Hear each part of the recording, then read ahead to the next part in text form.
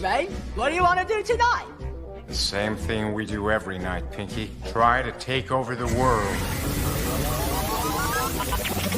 All right, yo, let's get into it. Try to take over the world. Reaching Try to take over the world. And greatest chaplain in the world, Mr. Try Lance to O'Neill. take over the world.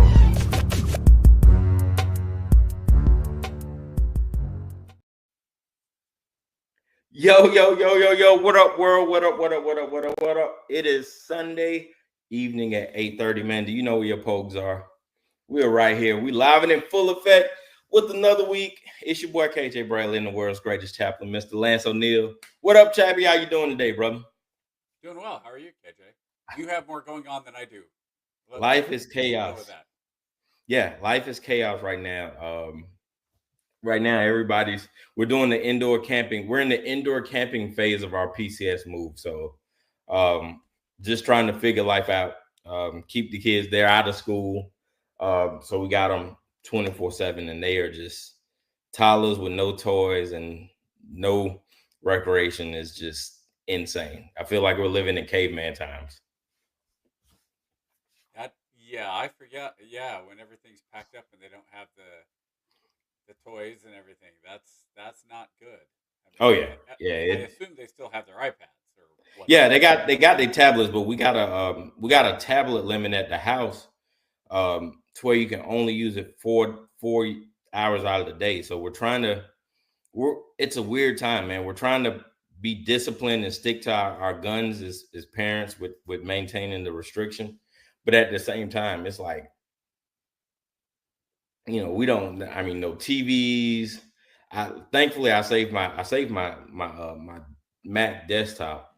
So we're using that as a pseudo TV for some kind of, entertainment when they're not on their Macs and whatever. And then I got my laptop or whatever. But man, we are slumming it.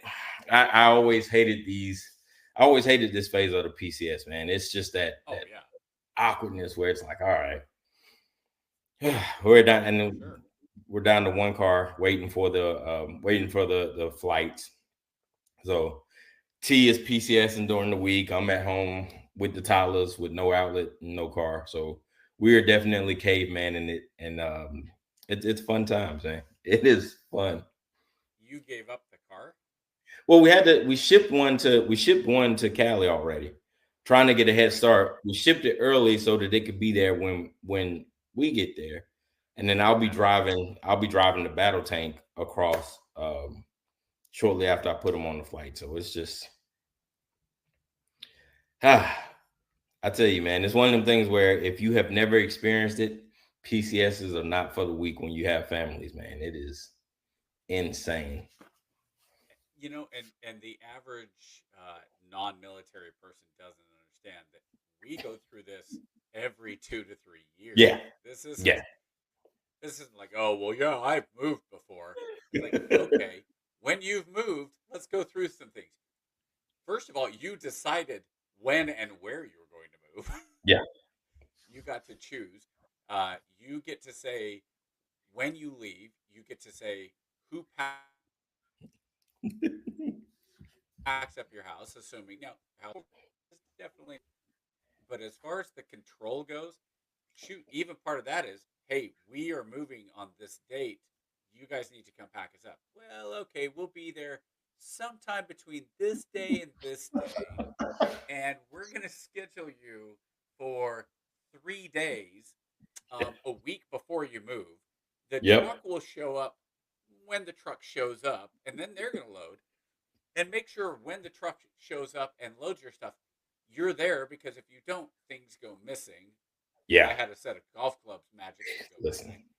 Because I was still working, and my wife didn't. It was our first real PCS. So, we get to California, and, however, a couple months later, I'm like, hey, where are my clubs, by the way? What do you mean, where are your clubs? And like you said, the vehicles and all that. Cool. But I call it the moving tax. You're ultimately going to. Yeah. Look, I never want to accuse the movers of taking anything, because I believe in an honest society, but things disappear You can lose about maybe 1% of your personal belongings every PCS move, and it's just a moving tax, gratuity, if you will, for them having to do business. And that's not including the, oh well, if it breaks, just let us know and you'll be compensated. Yeah, 60% of what the value was. Oh yeah, that's always the fun stuff. And if you can prove, like that's the other one, send us pictures. It's like, oh, here you go. It's complete, it's a desk with a completely broken leg. Yeah. Well, how do we know that wasn't broken before? It's like, yeah, because I keep broken garbage around my house, broken furniture. Like, do you have pictures of you sitting in your recliner, moving up and down before? No, why would I? It's just chaos, man. And do you have the receipt for when you purchased the recliner? And you're like, that's always the best. Yeah, that's always the best part. Yeah, of course I got it. Yeah, why wouldn't I have a receipt? But yeah, we're there. We're getting through it. We got one more week of indoor camping, and then we hit the road, and that's going to be a fun adventure all in itself. The toddlers, the dog, wife. You're taking it. Oh wait, I thought they were flying. You're now driving the toddlers and. Well, I got it. We're flying out of Atlanta, so we still got to do that drive from here to Atlanta, and then that's not too bad. Yeah, and then me and the dog doing an old country jog across the country. That's going to be an adventure, all in itself. So either way, man, I'm excited. Mm-hmm.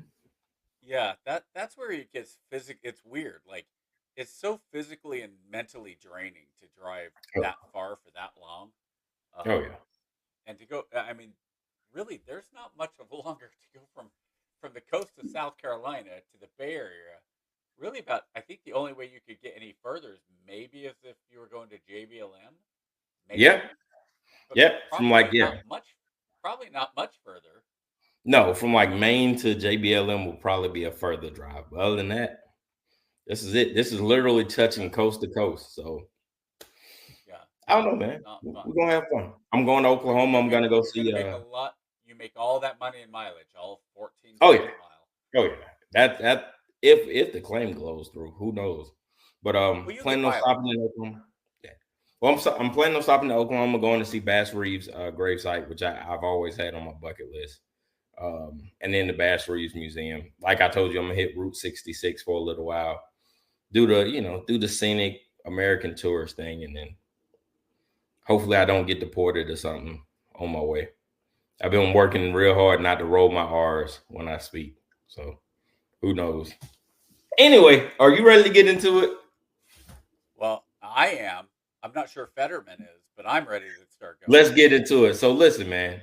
All right, so the first topic we're talking about, for you guys that don't know, Pennsylvania Senator, Mr. Hoodie himself, John Fetterman, got into a little bit of hot water this week. He was talking about how much he hates going into work to cast votes, or even if they're menial votes, and he'd rather spend the time working from home and voting from home so that he can be a father to his kids. And I got to be honest with you, man. When I first read the article, I was like, nah, that doesn't sound right. Surely it was taken out of context.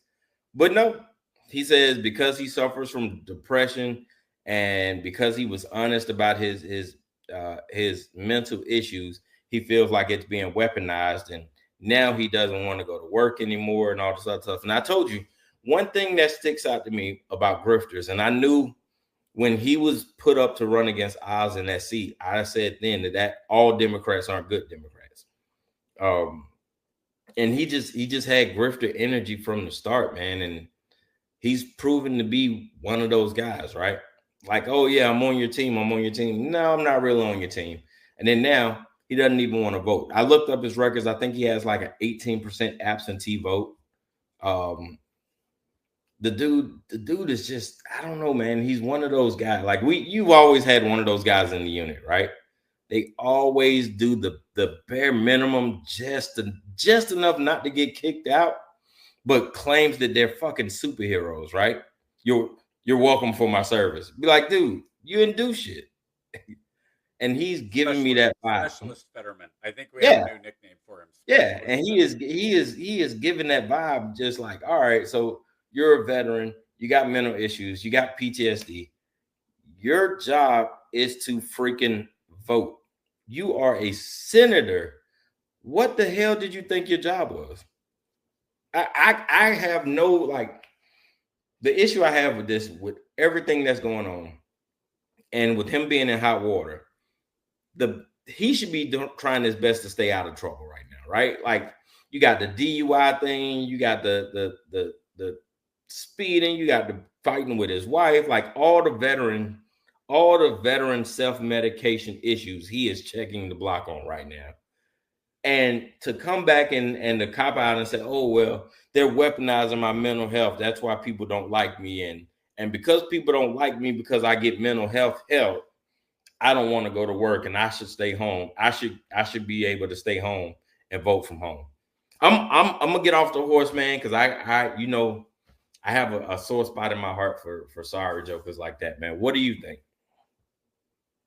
Have you ever once thought, oh man, that guy, he's scamming because he's trying to go take care of his mental health. He's going to behavioral health to scam. Oh, to get out of field problems or exercise or deployments. Well, okay. There are some of those, but I mean, I'm talking about just normal like if you go into work and one of your Joes is like, "Hey, Sergeant, just a reminder, I've got a 1400 at behavioral health, so I gotta bounce." You're like, "Cool, you're making your appointment, no problem. All right, great." Now, like you said, the guy who's going, "Hey, we're deploying in 6 months," and suddenly they're going every week. Oh, I was getting overwhelmed this week, so I had to go into behavioral health. That's a little bit different. But what's going on with Fetterman also is his team, meaning the blue team, is also turning against him because he's made the cardinal sin of saying Israel has the right to defend itself. So that has put him, to me, that's where the target has come from, is because he has said, hey, Israel has the right to defend itself. Hamas has brought this on themselves. Too bad, he waves the Israeli flag. And as far as I go, I'm like, go John Fetterman. I like this John Fetterman. It's too bad he's incompetent. Well, they did that whole thing where, didn't they pass a rule originally that said he could show up in, I don't know if it wasn't even a rule, right? He just started showing up in Bill Belichick's special. Yeah, they had the hoodie. Yeah, he was wearing hoodies and beach sandals to the Senate floor to vote. Like, no, I got to admit, I don't care. You're there to vote. Like, do I care if he's in a hoodie and short baggy shorts and flip flops? No, I really couldn't care less. But at the same time, if that's what's expected, if I go get a job at a bank, I'm probably expected to dress at a certain level. You would think, right? You would think. So then the Senate had to turn around and say, okay, you're right. There was no dress code. Now we're writing a dress code. So it's not like he's been ingratiating himself to anybody in Washington. And it's weird. There's this solution that comes to mind. He could, I don't know, resign. Call me crazy if he doesn't want to go to work and doesn't want to vote. And here's the other thing: the replacement would be named by Governor Shapiro, who is a Democrat. So the Democrats are like, yeah, hey, dude, go out. But I'm guessing Fetterman really enjoys that paycheck. You damn right he does. Yeah.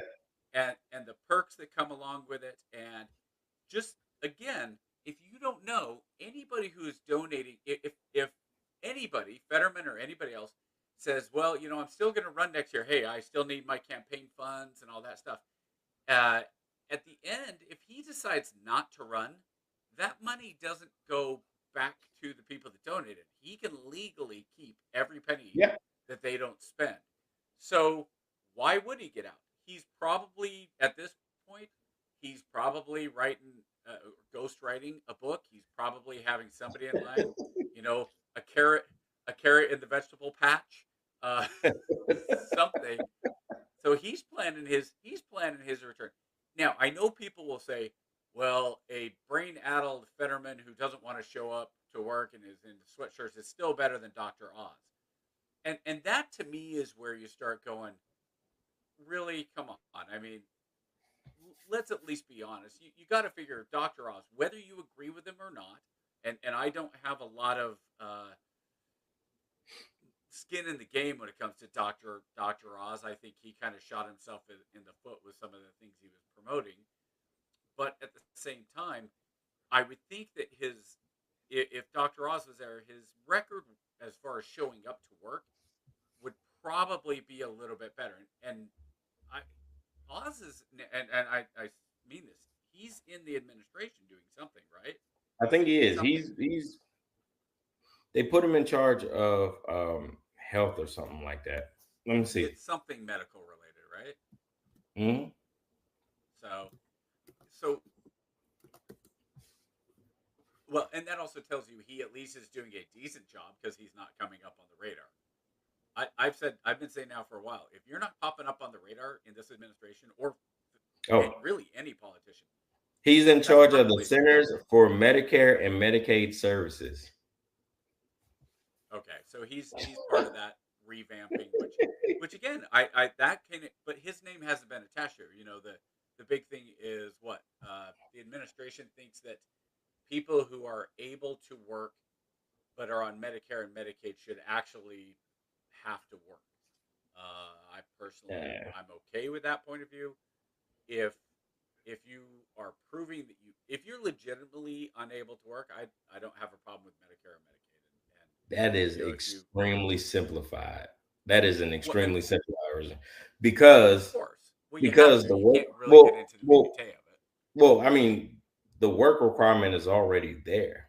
There is no need to put a work requirement that's already there. What they're doing is they're reducing services and minimizing the window for people to be able to get Medicaid to the point to where they're going to kick over, I think estimates were 8 to 10 million people off the program in the first year. So it's going to be a long 4 years, man. But we all know people who are on now again, there's a difference between Medicare and Medicaid. Okay? Right. Let's be real clear. They're very different things. We all know people that get government support because they are disabled or aren't able to work. Wink, wink, aren't like Congress able to work. Like Congress. Yes. Yeah. So, and that's where I have,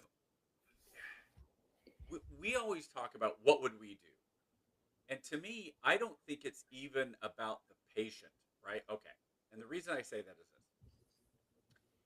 The average person pays taxes, works however long, and they're gonna turn around, they're gonna go, hey, I'm gonna get what I can get. I deserve what I can get, right? All right. So if you go in and you find a doctor who will say, this guy deserves benefits because his PTSD, because his depression, his anxiety, his bipolar, his whatever. To me, it's up to the doctors. Because if you're a doctor and you're signing off on people that realistically shouldn't be receiving those benefits, you're the one that should be responsible. Because again, people are going to try to get over. Absolutely. So to me, it's the doctors that, because I believe you have to go through, it's quite a process to get onto Medicare and Medicaid. At least it is extremely for disability benefits. It is an extremely lengthy and tedious process, right? Yeah. You have to have in-person interviews. You have to meet deadlines. within a certain window, you got to go get doctor's opinions. And if they don't agree with the doctor opinion, you got to go see another certified doctor and make an appointment within a certain amount of time, or your case gets dropped and you got to start all the way over, which in lies the problem with this bill, right? It's not like I always say, it's never the headlines, it's always the devil. The details are the devil, which is why people get upset, right? You have, you're making the qualifications and the certifications. Oh, well, you have to see an in-person, you have to make an in-person appointment with a Medicare specialist or with a Social Security specialist and this sort of thing.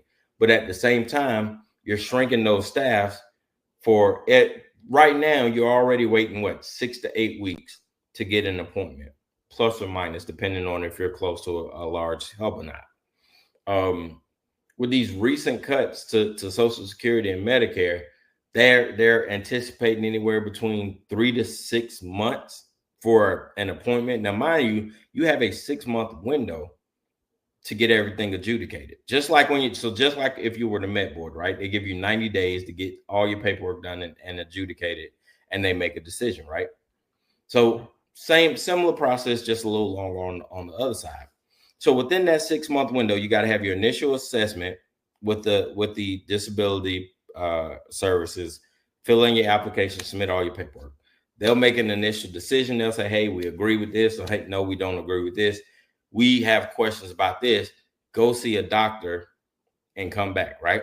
If you come back with the doctor that you've already seen, they then can say, oh, well, we don't like that doctor. We want you to go to an independent doctor over here and go see what he has to say. Now, you know what it's like trying to get a doctor's appointment as it is, right?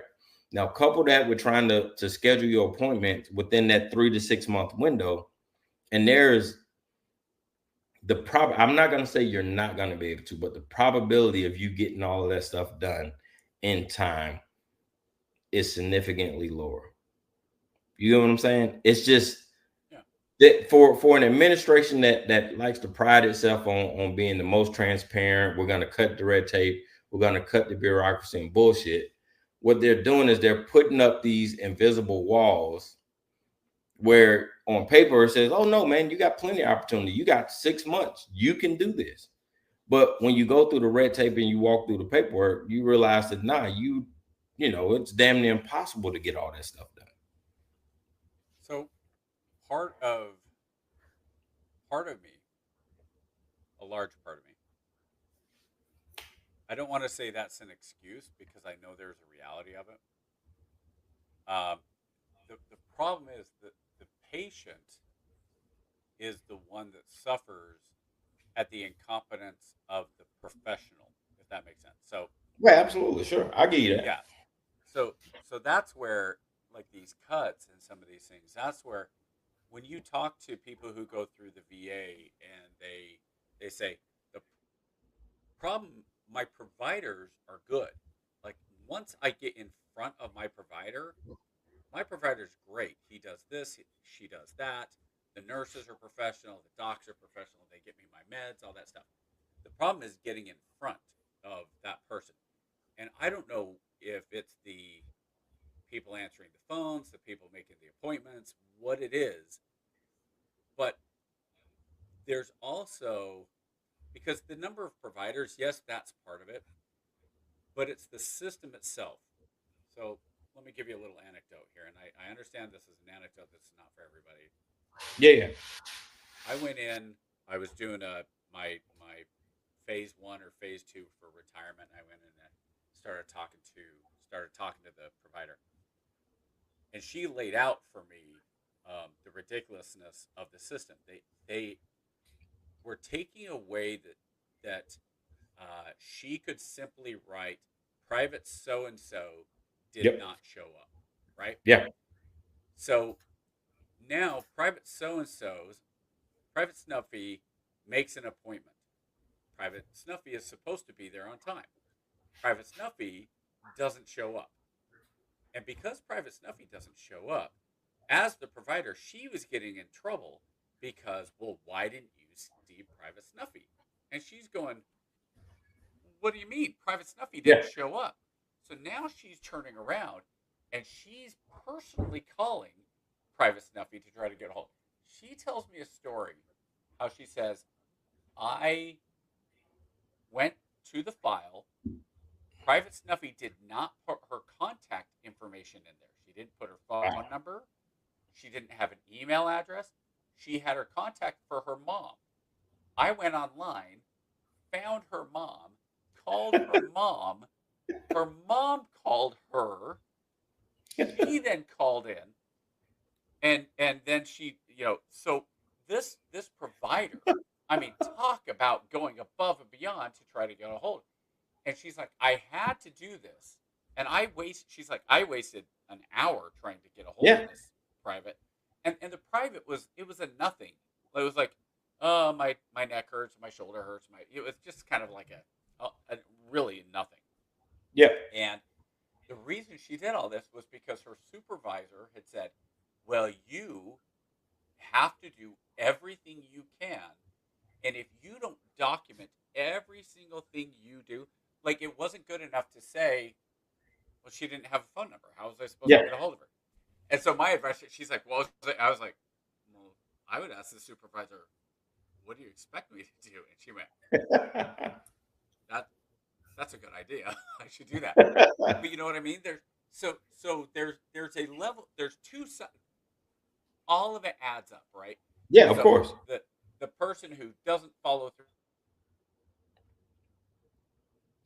make the administrators who don't schedule them the right way, the providers who now they're supposed to see somebody every 30 minutes, but when one person misses, that actually puts them an hour behind because they can't just move on to the next person. They have to start, and then all the stuff they have to do at the end to write up their notes, yada, yada, yada, right?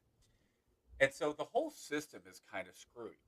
At the same time, so everybody on here knows I'm a member of the Church of Jesus Christ of Latter-day Saints, colloquially known as Mormons. And my church provides more support to the poor than I think just about any other church. I saw a number that said we average $1 million a day in support from taking care of the poor, the needy, emergency relief, all that stuff. It's a significant amount. I need some of that. Yeah. Well, I went into so I'd met with a woman from our ward. This was years ago, and she was telling me, because we do this thing as members. You go in and you're supposed to, you're assigned a couple of members and you make sure they're doing okay. And she was telling me she was having a problem with this, with rent, and this and this and this, right? So I went into the branch president, who's like the pastor, and said, hey, so this is what's going on with her. She needs help. And he goes, oh yeah, I know what's going on with her. And I, to me, my whole thing's kind of like, well, if we can help somebody, we do. And Right. he said, well, so here's the thing. I agree with you that if we can help, we should.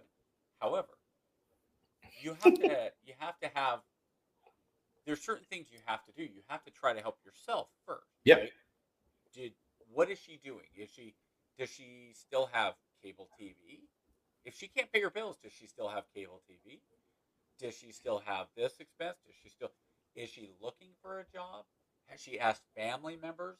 Because to him, he was looking at it saying, this money from the church is coming from tithing, right? Yeah. So this is members giving money to the church. So this is the Lord's money. This is not my money. I'm supposed to be a good steward. And I think that you maybe have that to some degree. That's the, I don't know if that's how it's worked out, but I think that's the idea behind Doge and some of these things. The idea Doge? is, Oh, fuck no. well, no. No. What I mean is, I'm giving them the hugest benefit of the doubt you can, right? What I mean by that is, I want government to look at it like this. I want government to say, every dollar we're spending is money that comes from American taxpayers. So we need to be better about this. Now, whether it's Doge, whether it's Congress, whoever's spending the money, like even the military, you and I have been in long enough that you will have the money guys, the budgetary guys, the G8 say, oh, well, this is taxpayer dollars. I can't approve that. And you're going, well, What do you mean you can't approve? I took a taxi from the airport home. What do you mean you can't approve? Well, it's only approved for $35, and you had a $40 on here. It's like, well, that's what the charge was. Oh, I'm sorry, that's not approved. And instead of going, we can only pay you $35, they say, nope, zero. Yeah. Wait a minute. Or you're missing the receipt.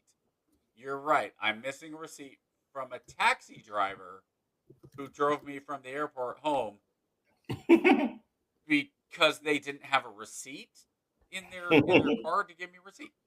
Because that $40, that's really where I'm getting over. Ha ha ha. I mean, listen, that's where you get over. Elon is watching. Well, and that's the thing. Like, so I get the idea behind Medicare and Medicaid and taxpayer money and trying to be careful and fraud, waste, and abuse. And the problem is people aren't honest. People are going to take advantage of the system, no matter what the system is. And I'm not saying they cheat. Like when you're done with your PCS, you're going to say, here's my mileage. Here's the hotels I stayed in. Here's the receipts. I get a per diem. That's a certain amount of days. So if you decide on the drive, I'm going to eat peanut butter and jelly on bread, I don't know what else you would eat peanut butter and jelly on, but if you just eat peanut butter and jelly sandwiches the entire way through and you're like, hey, the per diem's $113 a day or whatever it is, I have to pocket that $100. Yeah, because you know what? You are allowed that amount. Yeah. And you keep your gas receipts and all that stuff. You do that. I don't think the average citizen or the average soldier is going in and looking at the other gas pumps and, oh, here's one that's $60 and mine is only $40. I'm going to scratch out the number. I don't think that happens. But the problem is when that happens for something like Medicare and Medicaid, and it happens over 1 million times every single day, that's where the money starts coming in. And, Congress is not doing its job to cut off the fraud, waste, and abuse. The Doge is coming in saying, we're going to do all this. And then they're like, oh, well, we tried, but there's only so much we can do. And then we're going to cut the people. And then you're cutting the wrong people. That I think is probably the biggest error with Doge was that they were cutting the wrong people instead of getting rid of the people that are 12 to 15 years into the job and they're just waiting out their retirement. There's people that are there for 2 to 3 years that are like, I really want to work. I really want to change the system and make this work. And that's the thing is there's no fix. And what's funny about that is you're giggling about Doge is it sounds like Elon may have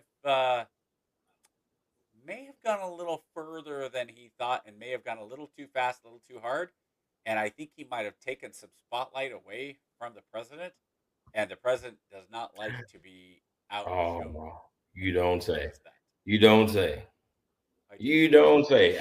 If only I could have seen it coming. If only we could have seen it coming. So here's the thing. What did I say? What did I say about Hegseth? Hegseth is still there. Why? Because he shut up. And I told you, as long as he shuts up and stays out of the limelight, he's fine. Here's the thing. Right? So there has not been enough blowback off of Hegseth yet. Right. So to embarrass this administration, I told you from the get-go, this administration is going to be the most corrupt, thieving administration in the history of the United States. And right now, I know you're saying, oh, well, you're crazy. It doesn't make sense. Yeah, it really does. You got a president who's enriching himself at every corner, which is cool because he did that the first term and nobody really cared, right? But here's the thing where But what did you say about that? You remember? What? Yeah, I told him. I said, if I get my one thing, I'm cool with it. No. You said you can't steal from people if they're willingly giving you money. Well, that too, yeah. Absolutely. And as long as the American public is cool with it, like I've never in my life seen a guy publicly say, yeah, I'm having a dinner for 200 are the highest people who invest in the meme coin that I set up to get personal access to me. And I'm doing it on my personal time, so it's whatever, right? But then I'll get into that because that's the later segment. The point I was trying to make is that, and that's definitely a level of pay for play. I think what Trump is doing is much more blatant than it has been. I don't think it's really any different than. Well, he's brazen because he realizes that nothing can happen. Worst case scenario, I'm out of here in 4 years anyway. So I'm gonna do everything I can. I'm gonna set my family up to make sure we straight because we got to get good. We got these deals, which is cool. I get it. Which is funny. Like how much do you need for your family to be taken care of? I mean, that's what grifters do, man. But they've got generational wealth. I mean, he has literally set the next 3 or 4 generations of Trumpers up by name. Oh. Easily. For but sure. That's not the point I was making. Hold on. Sorry. So the point I was making with this bill, right? You can't say, oh, we're bringing in Doge because we got to find the fraud, waste, and abuse, and spending is way too high, and this, that, and the other, and then do the same exact thing. Like spending doesn't come down in this bill; it increases, right? The president, his last administration, added $40 trillion to the debt, right? 40 trillion. Wait, what? 4, not 40. 4. Oh, okay. The tax bill that we're extending. So the tax bill, $4 trillion added to the debt last administration. These are the tax cuts that people want to make permanent. So we're losing revenue, we're cutting social programs, and then we're also not generating any revenue. That's why you see so many Republicans are starting to come out and be like, wait a minute, I'm all about this. And we gonna support you, but hey man, we gotta find some leeway because it's ridiculous the numbers when you look at this thing, right? Well, let me push back on just one little part of that. Sure. The tax income in the United States has been going up, and it's been going up. The middle class has been carrying the brunt of the taxes for the last 30 years. That hadn't changed any. Well, but when you say like the money being spent, yes, that the problem is spending. It's not that there's not enough money. It's that it's all about the spending. That's where the problem is. Because it doesn't matter how much, if you bring in $6 trillion in tax revenue, but you're spending $8 trillion, that's a problem. And that's always going to be a problem, and it always will be a problem. Well, yeah, absolutely. And that's where I'm with the conservatives. So, yeah, it's the spending is the issue. And Republicans, you can't call them that. They're not that. They're not that anymore. Well, Republicans will say we are fiscally conservative as long as there's a Democrat in office. As long as there's Joe Biden or Joe Biden's auto pen, they will say, oh, spending's out of control. Spending is out of control. We need to stop this bill because spending is out of control. But the minute you have Trump, or go back even further, go all the way back to Reagan. Yeah. Now, Reagan, there were some reasons that I think Reagan, they were trying to do some things with Reagan, that the trickle down stuff and all that. But it doesn't matter when it is. If it's a Democrat in office, Republicans say we're spending too much. And if the Democrats are in office, what they do is they say, we just want to invest. We just want to invest. Invest in what? So it's not investing, it's spending, right? I saw something today that I thought was really interesting about spending. And it was Apple invests annually $55 billion in China every single year. The entire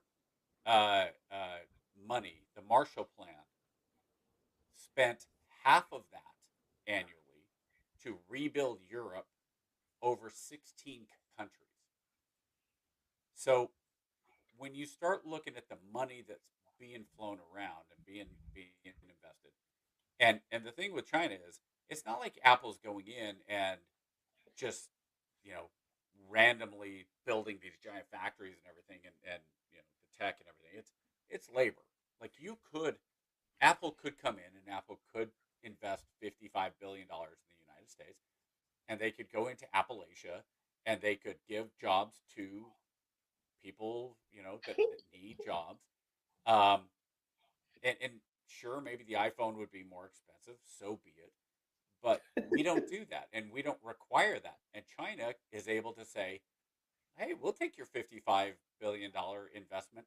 And that's just from Apple. We're not talking about Nike and everybody else, right?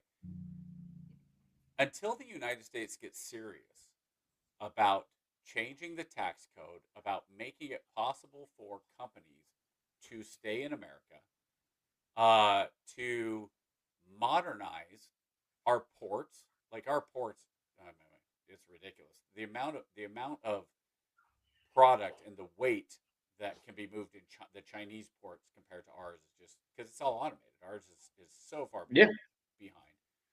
I know people push for railroads. Railroads is not the way in America, because it's not feasible. But the road systems are.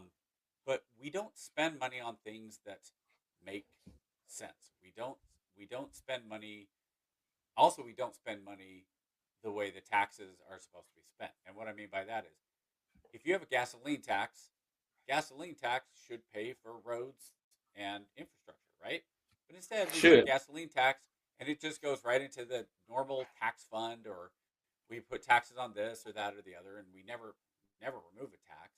Goodness forbid. And then we spend like drunken sailors. And I'm telling you, austerity at some point. Now, again, assuming we ever get to the point where we need austerity, I think that's where it's going to be the big problem. But Trump grifting by doing a meme coin. Look, if you're dumb enough to invest in a meme coin and you lose your shirt, or you have the money and you want to get in front of the president, I mean, again, there's not a big difference between they've been doing that for years. It's just, so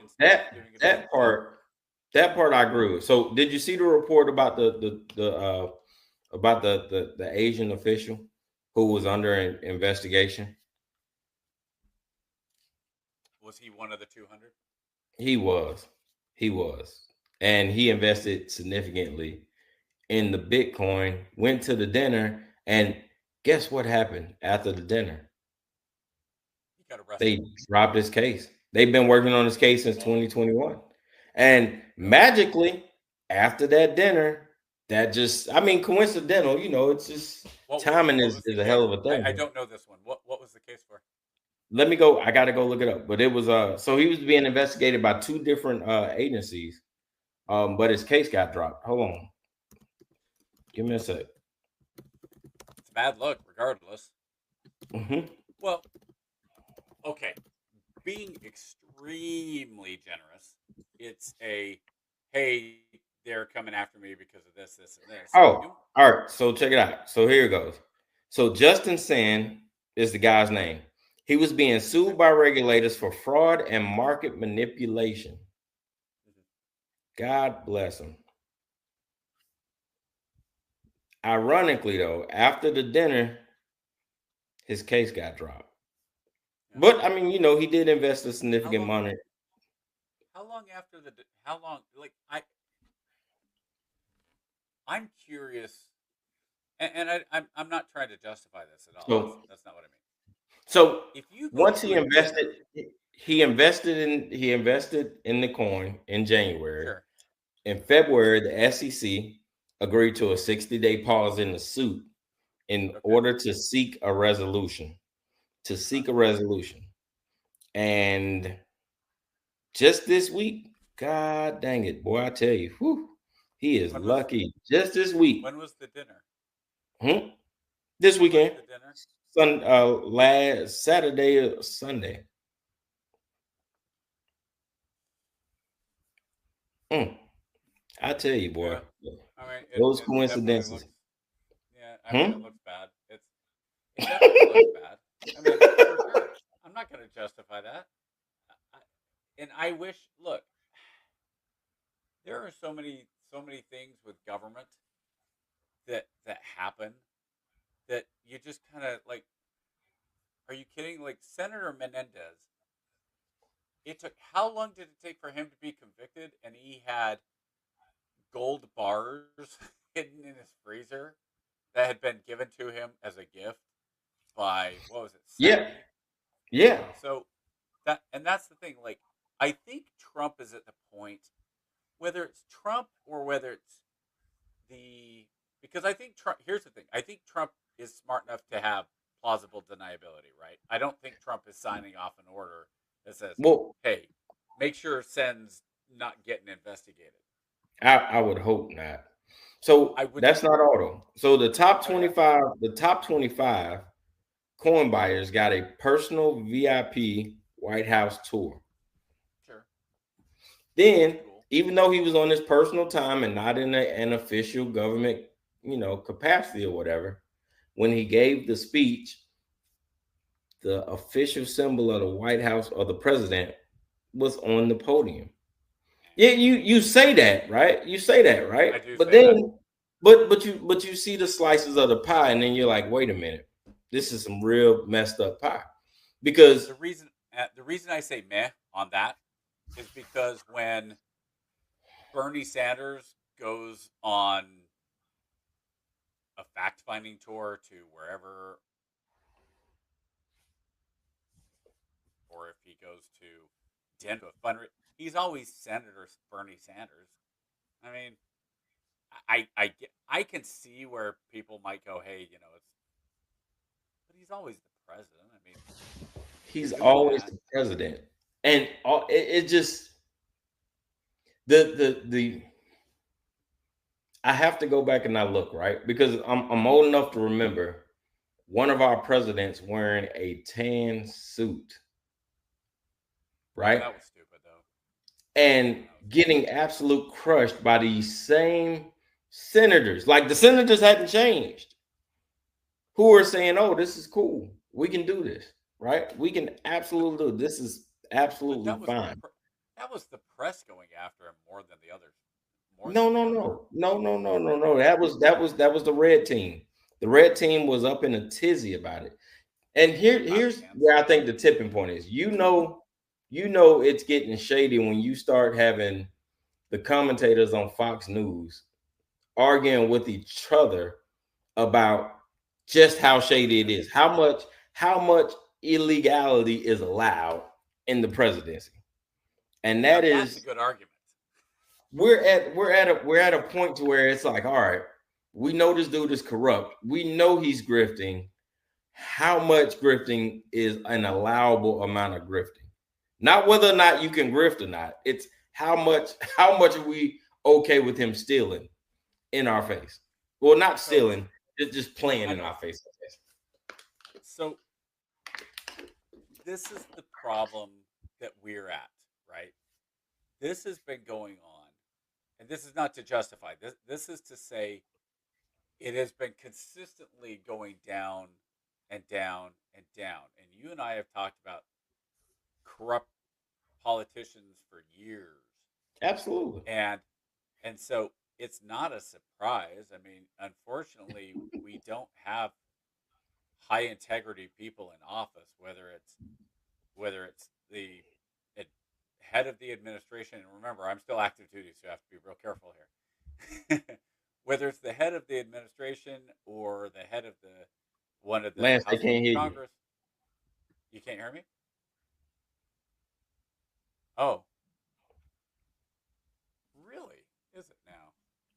Let me see if I. That's interesting because I thought I had. Let me change something here. Okay, is But that yeah, better? why you working on that? I'll I'll, Is I'll that better elaborate though? on it. How about that? Is that better, Liberty? Well, now I probably have to talk because I don't know. Go ahead. Which is funny because I actually have a microphone right here. So I think I put it on auto correct. Oh, better now. So I need to leave the autocorrect Oh. off. See, KJ, if we just had an engineer for this stuff, if you would get off your butt, and we can pay anybody 10% of our total earnings to be an engineer. Harris. That means you're making about 60 cents an episode, maybe. Still lower than normal. Let me adjust it even higher then. Okay. I think it's funny that you waited all the way until now to say something. Let's see, microphone, USB audio. There we go. Let's see that. He said you good now. Better? Okay. Yep. Where were we? Oh, nobody in Congress is worth the money we're paying for them because they're all a bunch of grifters and they're all full of crap. And as much as Trump is full of crap, so is Bernie Sanders, so is Elizabeth Warren, so is Mitch McConnell, so is John Fetterman, so is. Welcome to the dark side. Welcome to the resistance, Lance. It only took 3 years, but I'm so glad to have you. So glad to have you. I've been to vote them all out for 10 years. But you every single one of them should be voted out. No, you've tended to give leeway to the red team, saying, "Oh, well, maybe it's just that." Now you're fully on board. Okay. You're on the anarchy train. So let's be real clear about this. Why I do this, okay? And this goes back to an argument I had with I think my brother 20 years ago. What? And I'm like, I'm a conservative. He goes, yeah, but George W. Bush is an idiot. Blah blah blah blah blah. And I go, so wait, so you think me being a conservative because George Bush is an idiot, I should turn around and vote for Al Gore? Like, what? Why? To me, yeah, it's absolutely the lesser of two evils.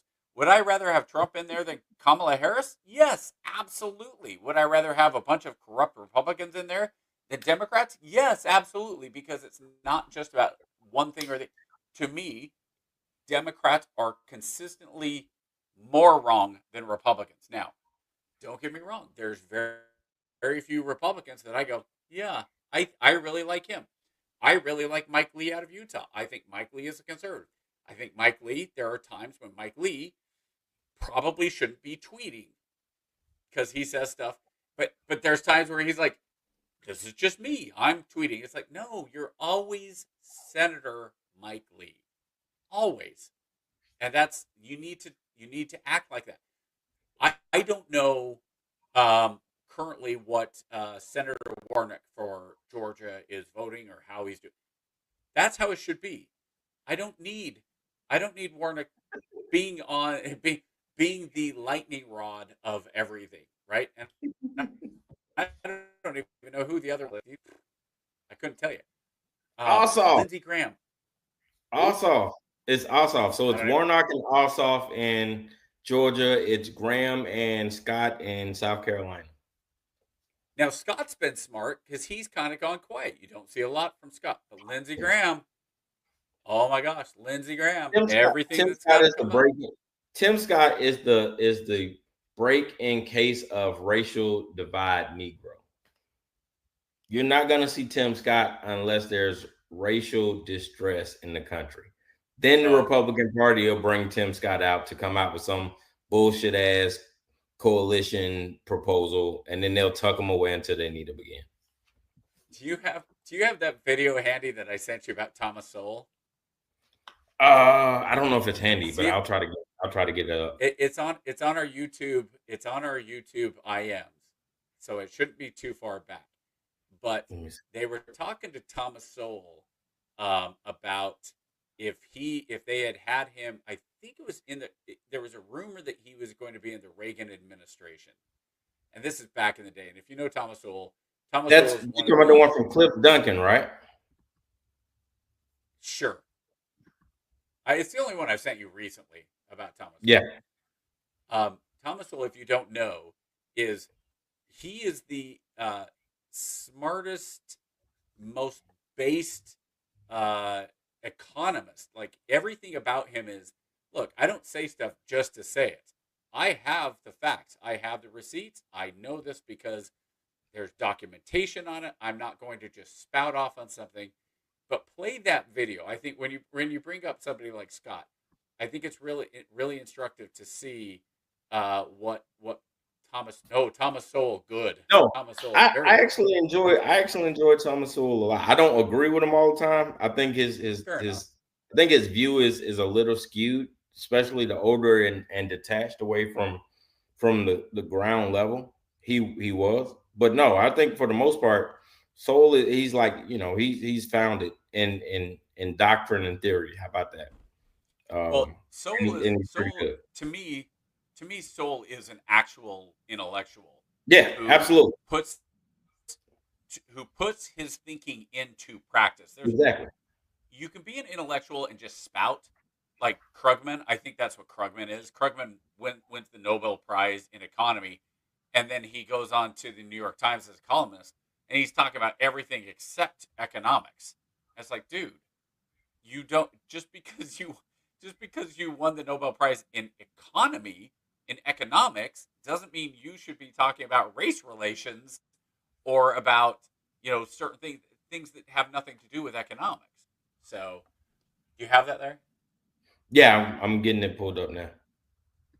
And then now, just fair warning, while he's doing this again, we're going to cut off at the 60-second mark.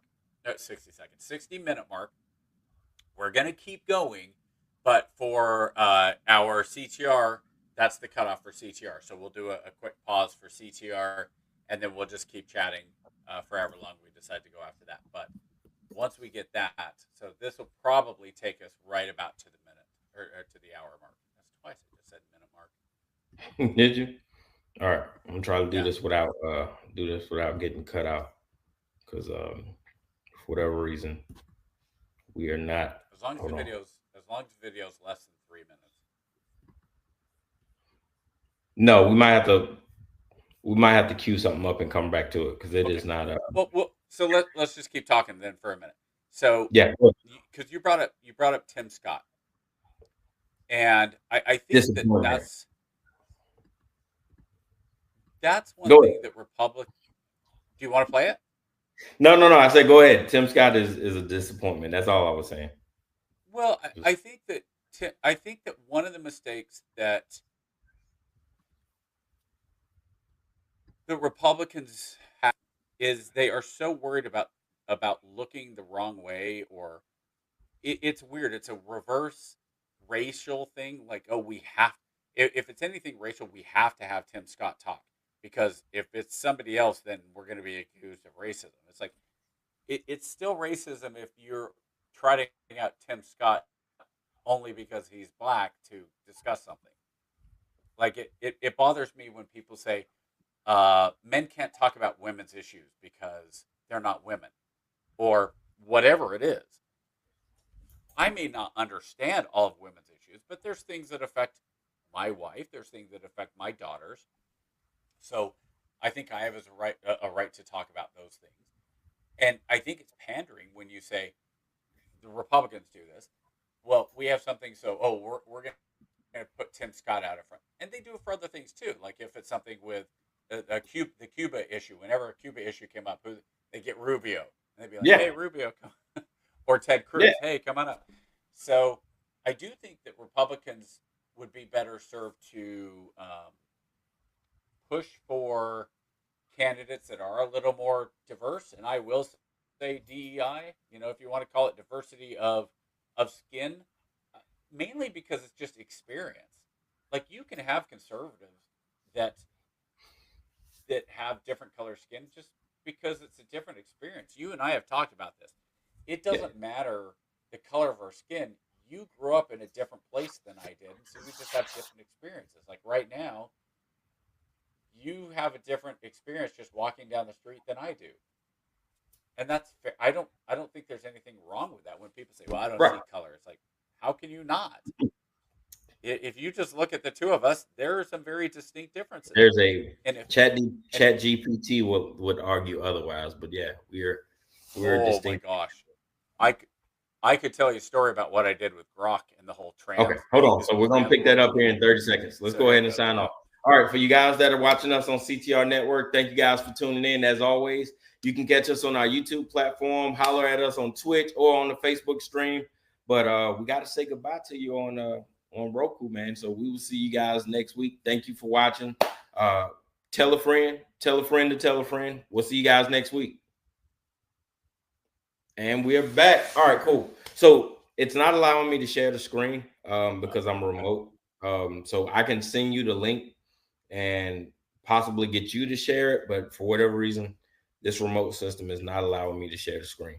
It's not that big of it. Basically, it was just Thomas Sowell. They asked Thomas Sowell. Let me see if I can play the audio real quick. Hold on. Yeah, okay. Because of some of the views that you take, which are considered by the professional civil rights leaders who are traditional Democrats, they say that you are insensitive, and they're concerned that if you become a prominent person in the Reagan administration, that you will harm Black people. And one NAACP official is quoted as saying the following, quote, "He," referring to you, "would play the same kind of role which historically the House played for the plantation owners. He could mete out the straight discipline, no matter how inhumanely administered. It would be presumed more acceptable because the hands of the disciplinarian are Black," end of quote. This kind of contemptible business is typical of what you find among people who have no arguments, no facts, no evidence, and who simply have to defend themselves in positions they've taken. I think the NAACP itself is much more in the image of the House, that they are simply the end of the civil rights of the liberal white establishment. They follow wherever the head leads, and if that leads them to destroy opportunities for Blacks, they do it because that keeps them in with the white philanthropists who support them, the white media who back them up, the editorial columns and elsewhere.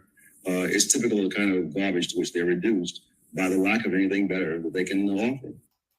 Okay, so that's it. That's the audio. I don't know. Were you able to hear it? Oh yeah, for sure. And if you're wondering that, I'm not going to say what the beep for the House blank was. You can figure that one. But my favorite is after he asked the question, he goes, "That's bullshit." So that was the beep. That's bullshit. That was awesome. And I will tell you, I will tell you. So I remember, this is gonna sound really weird, but I remember thinking about the timeline of Thomas Sowell and thinking to myself, I think he was a consequence of your boy Clarence Thomas.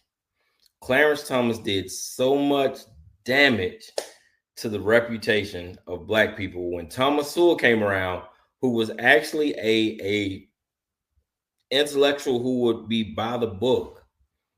They were so afraid of having another Clarence Thomas on an administration. It punished, or it impacted Sewell negatively. And I don't think he ever got over that hurt. Because if you go back and look, they were warring for a minute. Like Sewell was beefing for a minute with the legacy advocacy agencies, because that was the tail end of the NAACP's national power or whatever, and being able to flex their muscle. The 80s was. That was right when Jesse Jackson and all those guys in Sharpton were starting to phase out.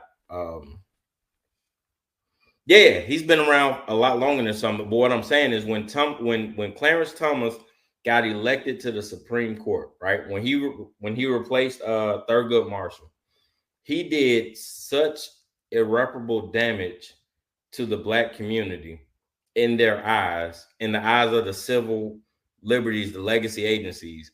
When Thomas Sowell finally rose to prominence and was given an opportunity in the 80s, they was like, nah. We already seen what y'all intellectual types do. We're not gonna let it happen again. I don't think Sewell got over it. I don't. No.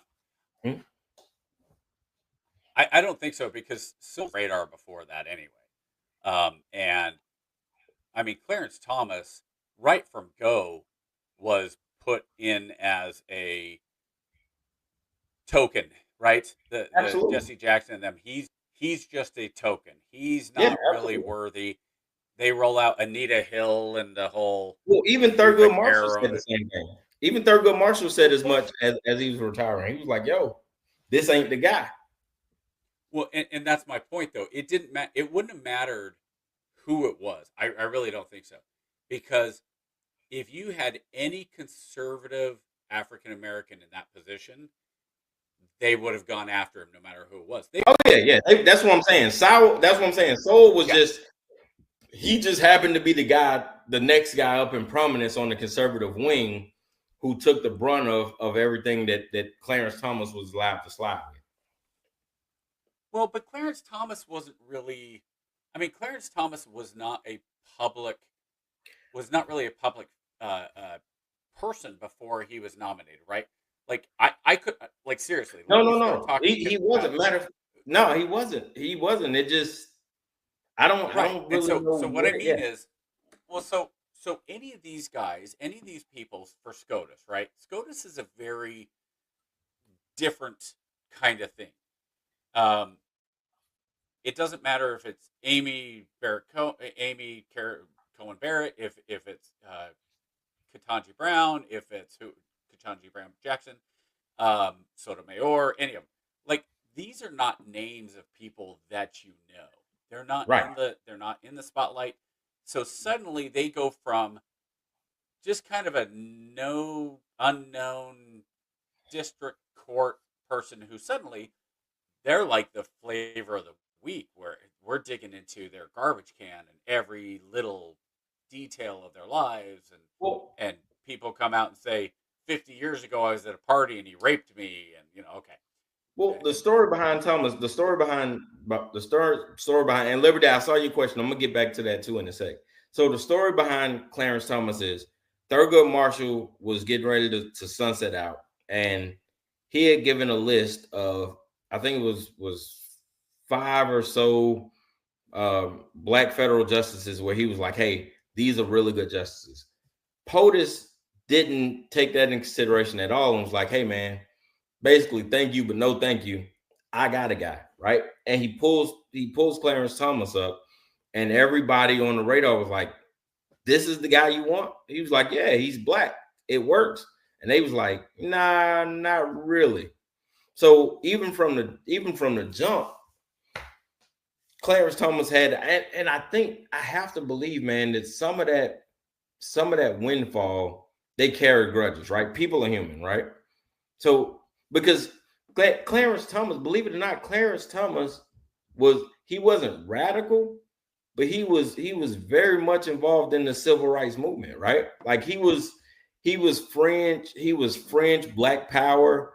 Got into college, didn't really like the militant nature that they was taking, so he kind of fell back off of it. But he still held very pro Black Power beliefs up until he got the SCOTUS. And once he got the SCOTUS and was getting all that pushback and kickback, he was like, all right, well, shit. If you want a villain, I'll be your villain. And ever since then, CT he's been on one. And some people are like that, man. They hold grudges forever. Well, okay, so you could also look at it like this. Not a single black man has played baseball in the 60, 70, 80 years of the history of professional baseball, right? So Branch Rickey, he's like, I want to break the color barrier. I think that this is ridiculous. I think we need to have the best athletes. And as the Dodgers, we are going to do what's right, because Branch Rickey was, in those terms, he was absolutely radical. I don't think it was just about money. I think it was. Oh yeah. I think he was a legitimate, like radical, fair-minded man, and so he goes and he calls Jackie Robinson in. He says, "All right, Jackie, look, I know you're good enough to play. Okay, that's not the issue. What I need somebody who's going to be the face of as weird as it sounds, the face of the black man to America." No, that's right? exactly what it is. It's what it is. They need a face. Yeah. They need a face. And I need somebody who is going to stand with a smile on his face while they are spitting at him. I need somebody who will shake hands while they're calling him the worst possible racial slur that you could, who is not going to react. And Jackie said, I got you, right? And that's why he began. So I wonder if there was a part of the Reagan team that went to Clarence Thomas and basically said, and I don't know, No, it wouldn't. no, You don't think that conversation no, happened? no. Clarence Thomas. All right. You've seen the Django Unchained, right? You've Of course. seen that movie. Great movie. Sure. Great movie. What was the butler's name played by Samuel L. Jackson? Oh, I don't remember his name. I knew it was Samuel L. Jackson, but I don't remember his name. It's been a couple years since I've seen it. Do you remember? My point is that character is Clarence Thomas, and that is why he was chosen. Oh, was his name Clarence? I think it was something. I got to go look. But I don't think they did it on purpose. But what I'm telling you, for people to get that vision, that character is everything that Clarence Thomas is to the SCOTUS. Okay. Do you think, though? Let me ask you this: do you think there are Uncle Rufuses in the world? Absolutely. Are you saying shitting me? Yeah. No. I right. So it's not like if you don't know what we're talking about from the Boondocks, Uncle Rufus is the whitest. How do you describe him? Uncle Rufus is the black character who absolutely says the most vile things against black people, and he's black, right? He is. And so- Well, he got revigiligo. Stephen was his name. Stephen. Oh, The character. yeah, but Uncle Rufus was black. I mean, he was. Yeah. He is the coloring that they used for him. It's not like he was turning into the Michael Jackson. No. He absolutely was. So you got to understand, man. There's a psychology, right, of black culture, right, where you've had these people like the Stephen character in the Django Unchained, who, no matter the atrocities be facing the rest of the populace, right? As long as they're good, they can give two shits about everybody else. And it's not necessarily a black thing, it's just more prominent in the black community. I don't know why. It's just maybe it's just the way it's set up. But I think you're starting to see it in the white community, especially with white women. Absolutely. The white women who say, I won't date anybody I would never date a white man. I will only date black men because white men have done all the damage in the world, blah, blah, blah. And it's like, really? Like, I mean, why wouldn't you just date somebody because you like them? I mean, call me crazy. But yeah, there's absolutely self-hating of everybody. Like there's misogynistic women. There are men who hate other men.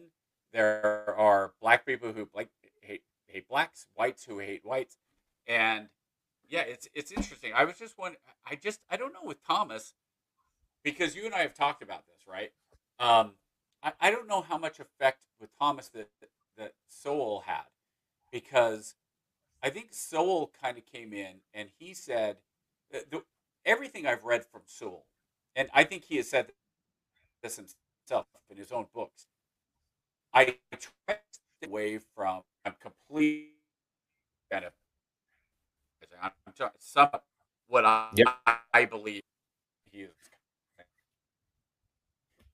I think with Thomas Sowell is he's kind of like, I don't share a lot of my own opinions. I try to look at the data. I try to look at what's provable and what's not provable, and then I try to present it in a way that my thoughts and ideas are backed up with actual fact. I don't just come out and say I like I really like the blue sky and blue is the best. He says the sky is blue because the way the water reflects off of the atmosphere and reflects those, and so the sky is blue because of that. As far as like whether I like a blue sky or not is irrelevant. The sky is blue, and therefore so that's the thing about Thomas Sowell. I think he kind of does, and I don't think Thomas Sowell, realistically, it probably doesn't matter to him that he's black, just in terms of he doesn't write. I've never seen Thomas Sowell ever come out and be like, say something about race and say, "Oh, I know this because I'm black." It's look, Right. this is what the data says. This is the information. I'm gonna put an image in your head. Sure, sure. On the left side, you have Clarence Thomas. On the right side, you got Colin Powell, right? For everything we don't want a black conservative to be in Clarence Thomas, Colin Powell was everything we wanted a black conservative to be. That makes sense? Except being a conservative. Well, Black Republican, yes, not a right. conservative. Okay. In the middle, you have Thomas Sowell. Oh, Yeah, Thomas Sowell truly is a conservative. that's what I said. In the middle. So you have extreme conservatism, anti black rhetoric with Clarence Thomas. On the far right, you have modern conservatism, more moderate beliefs with Colin Powell. I see what you're In saying. the middle, you have Thomas Sowell, who he can go either way depending on the data, but he's going to be objective. Yeah. Yep. I think that's fair. Yeah. And I hope that answers your question. Where you were saying right and left was getting me, because Clarence Thomas being on the left never makes sense. Yeah, I got you. Yeah. I had to go. I had to go. Well, and I think that's the interesting thing is, I think if Colin Powell had what? Oh. There you got it. Yep. Yeah. Yep. Colin Powell. I don't know, man. I'm not really well versed in white conservatism like that, my brother.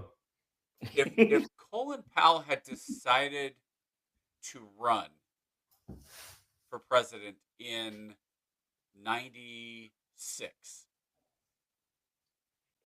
I think against Clinton? Against Clinton, because that was when Clinton was coming in, and the Republicans went with Bob Dole. Absolutely. I think he absolutely smashes Clinton, because Clinton was riding on the black vote. You cannot tell me you got a highly decorated black war hero to put against him. There is no way Clinton wins that. This is Clinton coming right off the impeachment, before he was able to balance the economy. He was at his low point.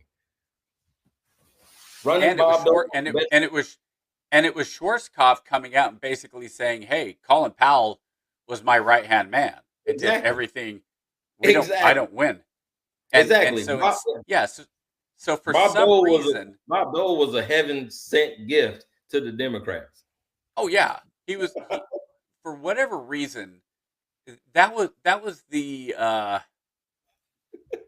Yeah, his wife probably does better overall than Bob Dole did.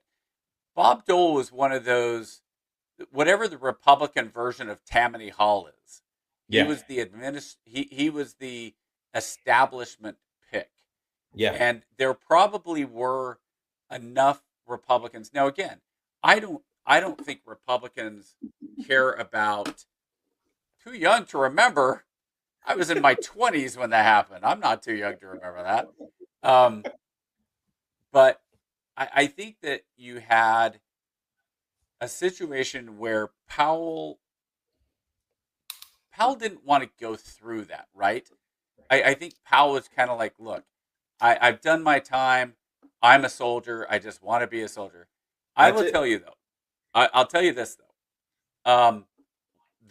Probably the biggest disappointment I had of Colin Powell is when he came out in 2007, the 2008 election, and he supported Barack Obama over John McCain. And here's why.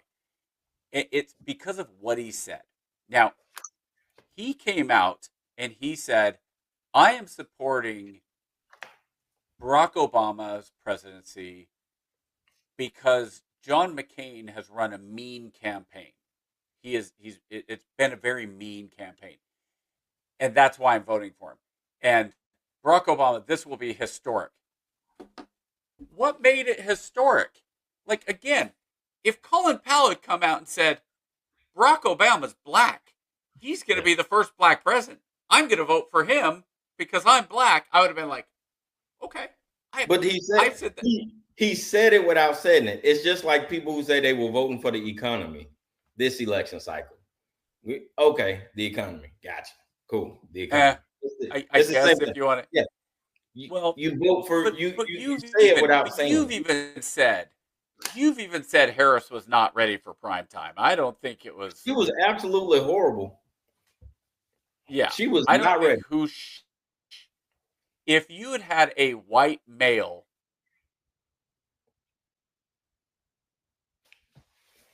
if Kamala if that campaign is run the same way with the same vibe and everything else, because you and I have talked about this, just anything you could Here's do the to loss. make The yourself loss. look bad, Yeah, she did. the loss was inevitable. What would have changed would be how they lost. You got to keep in mind the Republicans won every swing state in dominating fashion. There is nowhere in hell that happens with the Anglo-Saxon male. They don't. It's close. The Democrats have a fighting chance. If they ran Shapiro, if they had ran the boy out of Kentucky, if they'd have ran who's the other guy? I can't remember the other guy. Everyone except Hold on. But what I'm saying is California. we're talking a little bit different here. You're saying if Shapiro had run, it's closer. Maybe he even wins. He maybe wins Pennsylvania. What I'm saying is if Shapiro runs, but he goes out and says the same things that Harris said and acted the same way Harris did, he still gets the floor mopped with him because she went out and her death knell was this. And I think everybody kind of agrees this was I'll clear it up for you in a minute, Liberty. was when Harris went on The View and they that said absolutely killed. That absolutely killed her. That was it. So if Shapiro, okay, so if Ken Harris instead of Kamala Harris went on, if Ken Harris went, Ken's about the whitest name we can use, right? I can't think of a whiter name than Ken.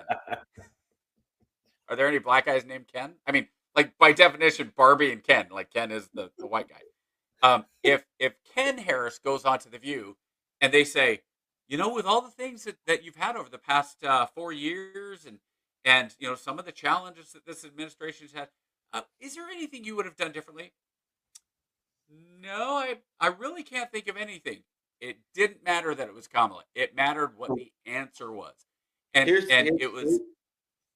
Here's the nuance to that.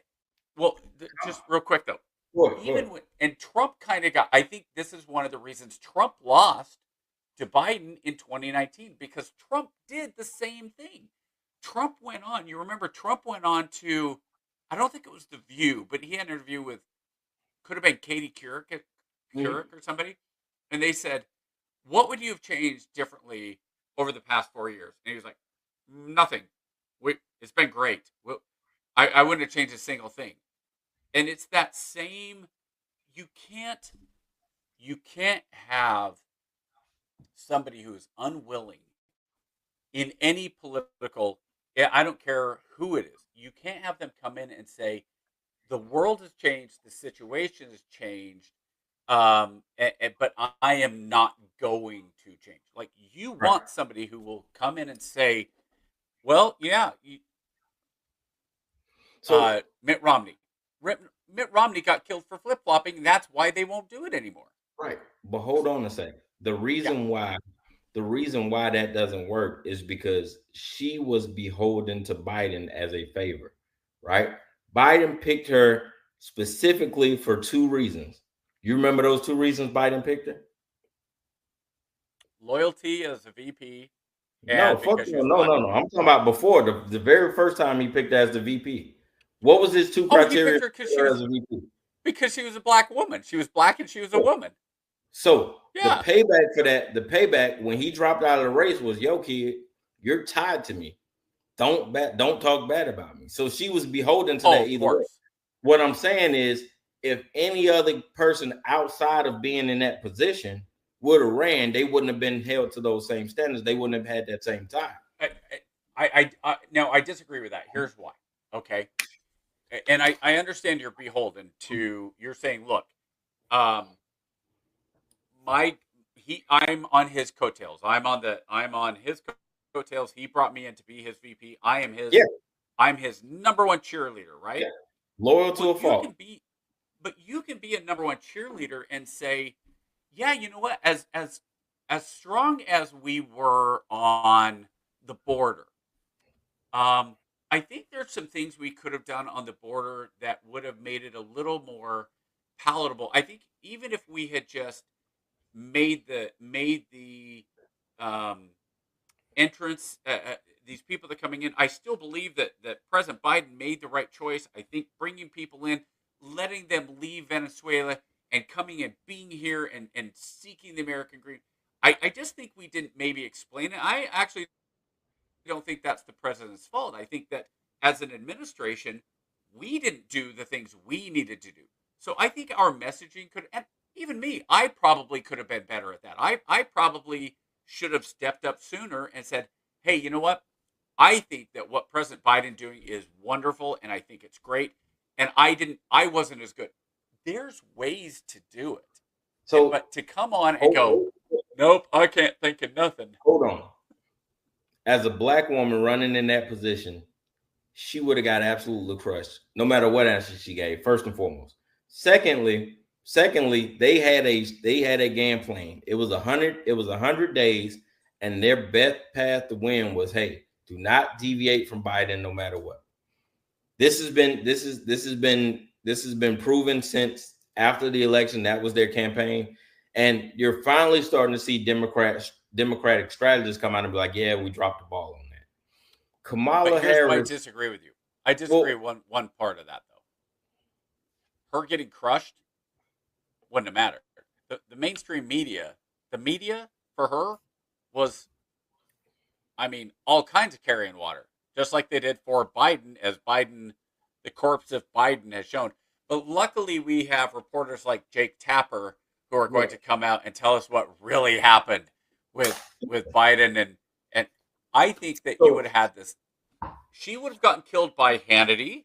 She would have gotten killed by the right, by the conservatives. Absolutely. You would have had Steven Crowder going on. Anyway, remember, she didn't do an interview till what, 50, 60 days in?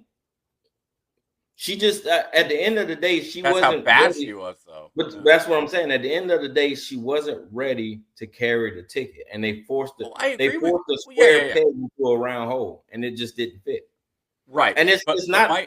So here's the thing, Liberty, and I gotta address. So here's the thing: when it comes to the race card, I have an issue with that because people always claim that there's a race card being played when in actuality there's no race card being played. She is a black woman. There are people who flat out said, hey, one, I would never vote for a woman, right? You had a whole entire evangelical block who said no matter what she does, they will not support her because the woman can't be the head of a country. This is same reason they didn't vote for Hillary, same reason they didn't vote for Kamala. It's just what it is. I mean, we can talk about. I mean, we can had talk a whole block. It's just what it is, man. But for every okay, so the evangelical block that said we are not going for a woman because a woman belongs in the kitchen.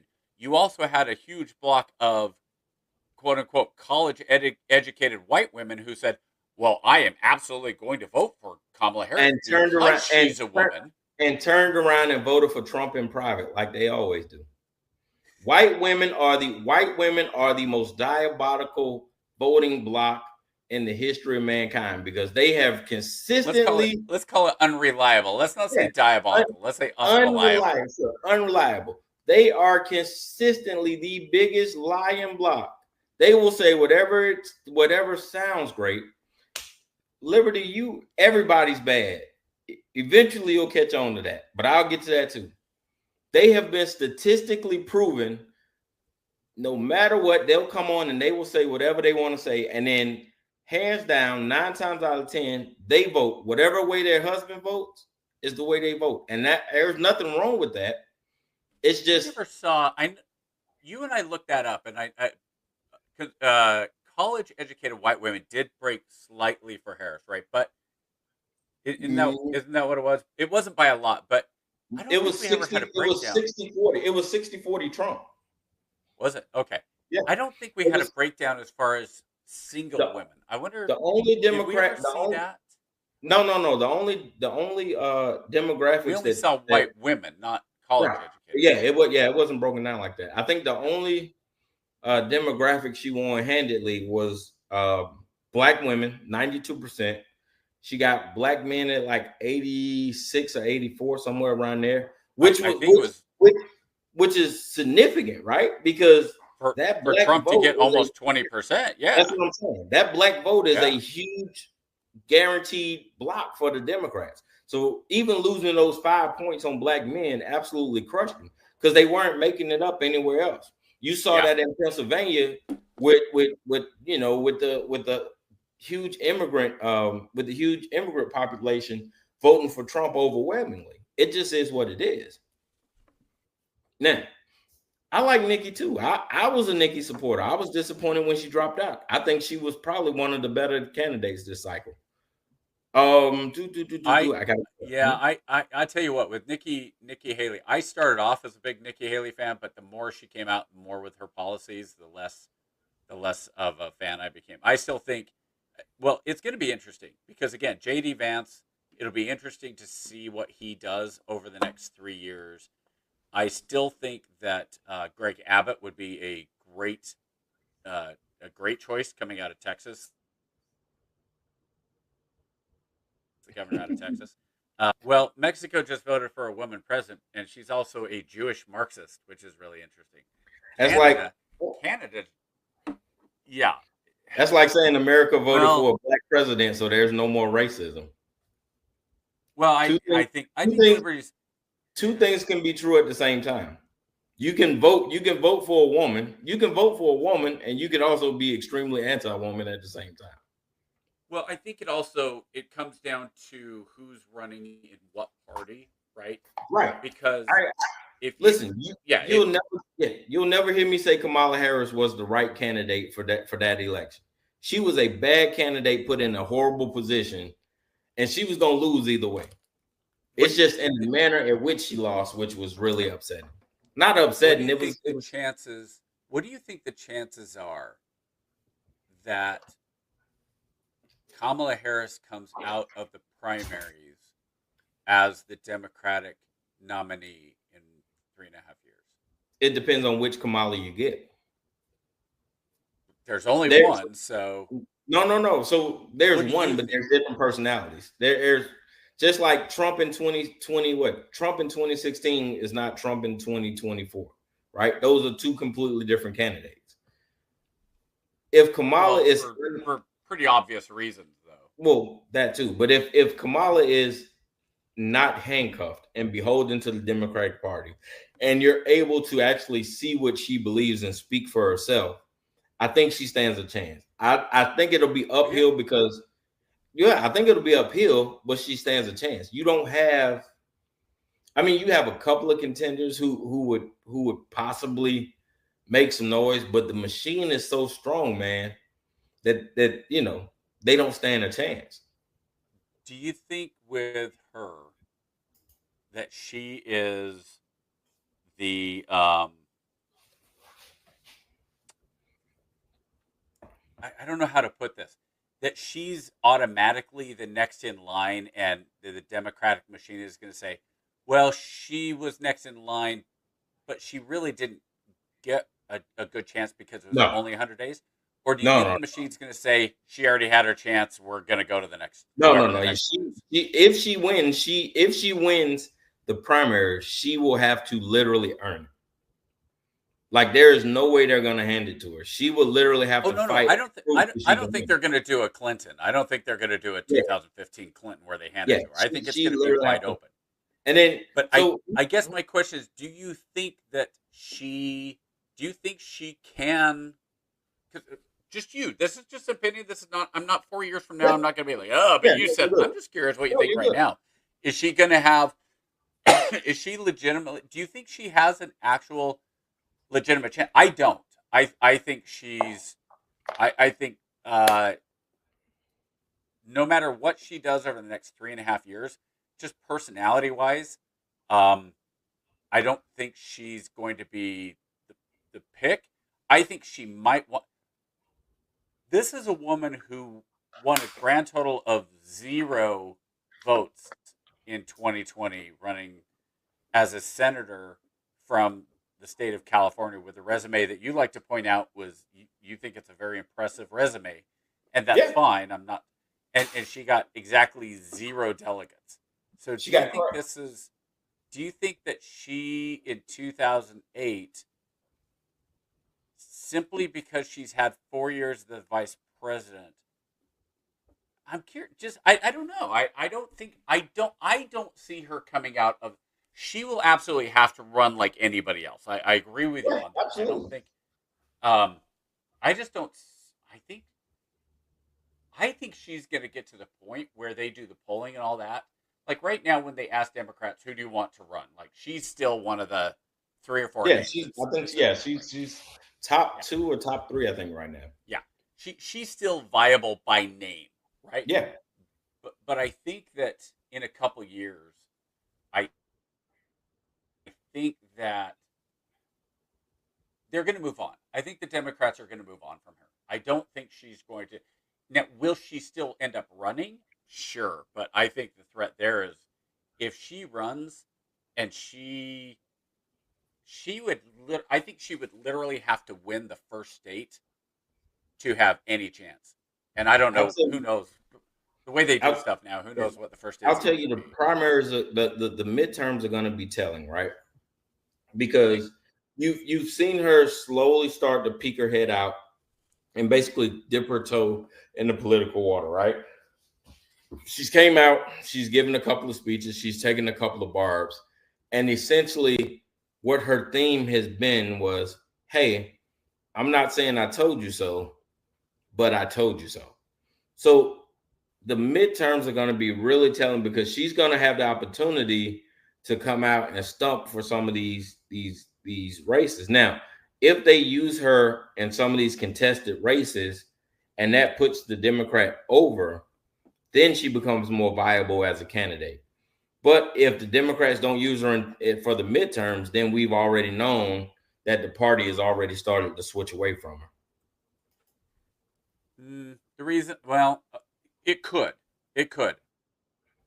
I think the midterms next year are going to be all about Trump. I think it's 100% about Trump. Oh, With yeah, the economy. absolutely. Yeah, so I don't think her coming out and going to the 4th district of Utah or Colorado, let's say we use New Mexico a lot, right? I don't think her showing up in a tight race in the 4th district of New Mexico that is a coin flip. I don't think her showing up and campaigning does anything. Ironically, I think in 2 years, 18 months. Oh my gosh, it's only 18 months.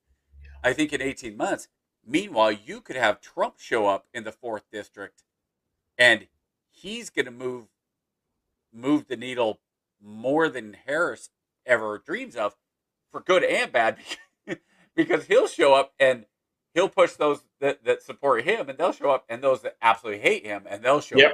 I just don't think Harris has the cachet. I don't see it with her. No, she does not. Like right now, she does not. Can she build it? Absolutely. Going to. So here's the thing, right? And I don't think so, but well, no, I'll give you a prime example. We go back to Biden. Biden was dead in the water. Remember, I tell you this all the time. Biden was dead in the water until Clyburn came out, and that's all it took. I still don't think that's what it was, though. Mm-hmm. I think it was the machine. I think the machine came out and said it needs to be Biden, because the way, that's not to say that the machine didn't go to Clyburn and say, "Hey, we need you to step up." And no, that's exactly what they did. That's exactly right. They went to the CBC and they was like, "Yo, Biden's our guy. We're counting on you guys to tell get behind everybody that Biden's our guy." And because the they were machine did so what it did. scared of Bernie. Exactly.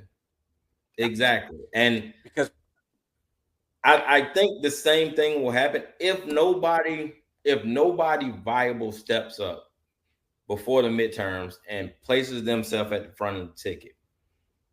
They're gonna default automatically because they're gonna start getting cold feet. You have to have somebody. You have to start propping somebody up.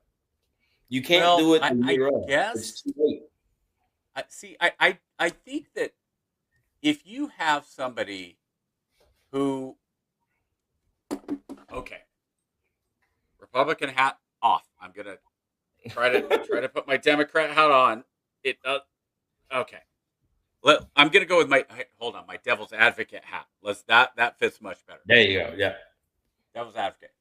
If I'm a Democrat, I'm not worried right now who is running.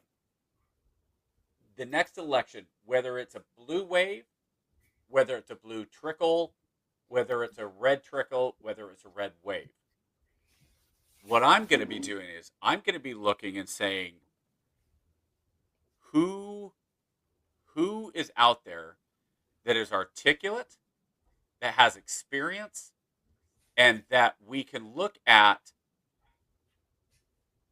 that has more positives than negatives, that isn't going to get slammed by those evil Republicans, right? And the reason I say that is somebody like AOC. AOC is going to get killed by Republicans, right? Oh, because of how many of her left, pretty far left, and I think if AOC was honest with the American people, she'd say, "Yep, I'm a socialist. Get over it," right? But socialist still has kind of that evil connotation. sure. I think that as a Democrat, I'd be saying, I want somebody who has executive experience. I want somebody who is going to be a strong Democrat, who is not a crazy leftist, because I'm a working class Democrat. I want somebody who is going to come back and be a pro-union guy, who is going to be inclusive in terms of the people that make up the Democrat Party, who's not going to do some of the crazy stuff with the transgender, who's not even gonna talk about the crazy stuff, right? I don't care what they believe about that stuff. I want somebody who's going to fight for wages, for unions, for blue collar jobs, for traditional democratic values, for the rights of rights for women, the Civil Rights Act. I want somebody who is going to remind me of. I have a dark horse. I don't know. I have a dark horse. And if he decides to run, fucking forget it. It is Obama 2.0. Wes Moore out of Maryland, the governor. That dude has been. Have the name right. I don't even know who not, that is. Yeah, he does not now. He does not now. But I am telling you, that whatever day this is, on May 25th, 2025, if we look back at the midterms and you see this guy in the primaries, be very afraid, because that dude Westmoreland, is that his name? Westmore. Westmore. Okay. He's the governor of Maryland. Without knowing who he is, can I just I'm going to tell you right now, as a Republican, how I attack Westmore, Governor Westmore. Sure. Without knowing who the guy is. I cannot tell you if the guy is white or black. Mm-hmm. I will go after him with one word. Baltimore. I'm going to stick Baltimore stink all over him and say, if he can't work with the mayor to fix Baltimore, which is clearly, I don't know. Hey, he said, is he a good black? Is Westmore black?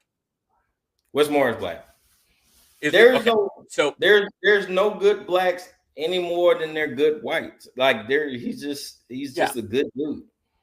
He just happens to be black, and you like him, and you like his policies, and that's fine. He is where I a have legit no problems.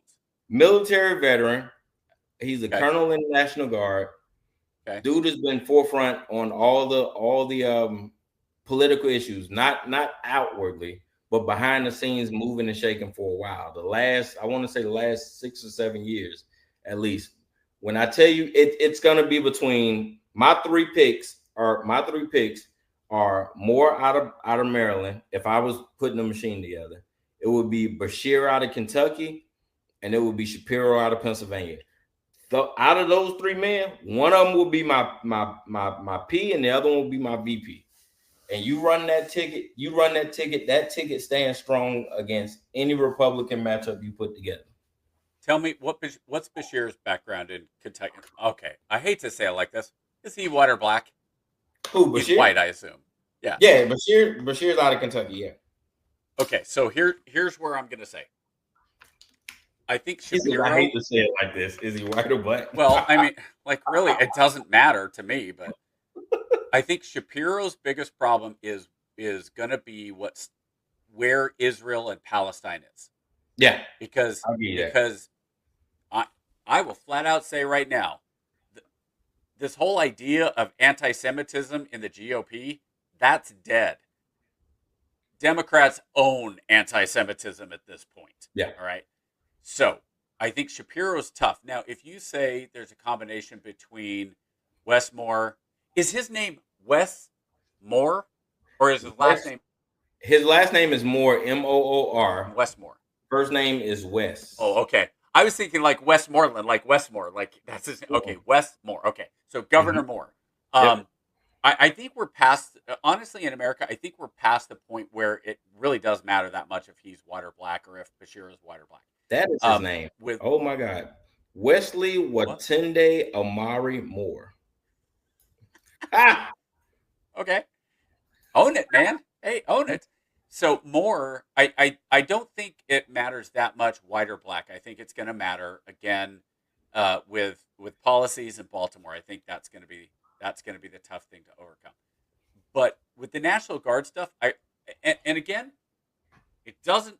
This is not applying to Moore. But my first thought when you said, well, he's National Guard, so was DeSantis. No, he's right? National Guard now. He was active and retired. Well, but what I mean is it doesn't matter anymore. Like DeSantis got no play because of what he did in the military, because he came off as just kind of, I don't even know.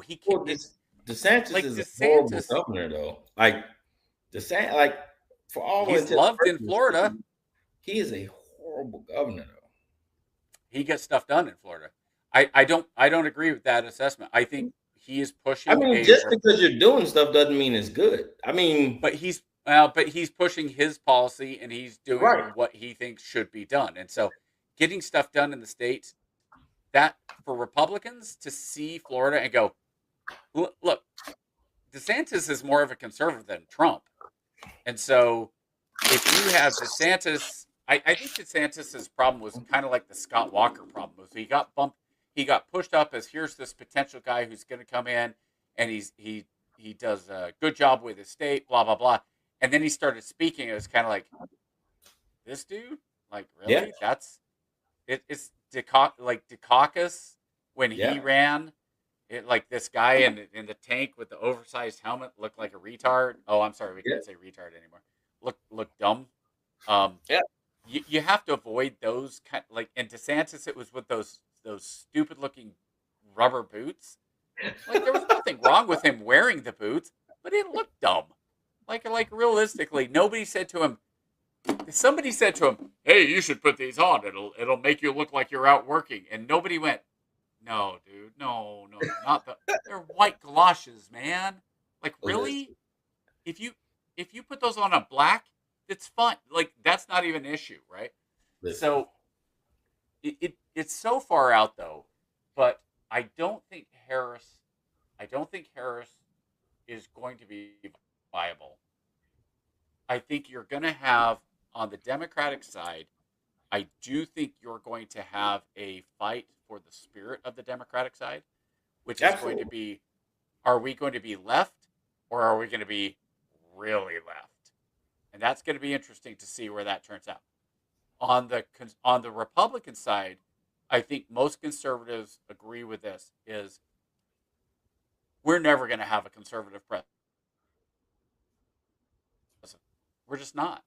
And so we have to have the most conservative, have to hold our nose because we know Trump's not there's not a conservative out there that says, oh, Trump's conservative. Trump's not a conservative. Has been. He's never pretended to be. Trump is a Republican who has taken some positions that happen to that are Republican positions, but the Republican Party has basically gone to what the Democrat of the 60s party was. Everything in America has moved left. The Democratic Party has moved very far left, to the point of socialism. The Republican Party has moved from conservatism to basically centrist at best. And so I don't think there is a conservative out there like Mike Lee, as conservative as Mike Lee is. There's no way in heck Mike Lee is ever going to be the nominee. Oh, Ted nowhere. Cruz, we saw what happened. We saw what happened with Ted Cruz. Ted Cruz might be about as conservative as we're going to get. And I think what you would see if Ted Cruz or Mike Lee were to be the nominee, I think they'd run to the middle. They would run to the middle like everybody does. Just like AOC, if she became the nominee, we all know AOC is a pretty far left liberal, and she would run to the middle and try to get the middle class. And then it's like, I do wonder though, what's going to happen? Are we going to have something happen? I don't think so. I just don't think the system is set up that way. What we probably should be looking at is what happened in England and looking at a real reform party that basically wipes out the Republicans. Well, you've had it twice now, and the evolution. The MAGA party. Well, that MAGA before party then, won. before then, you had the Tea Party. They were just the infant stage of the MAGA party.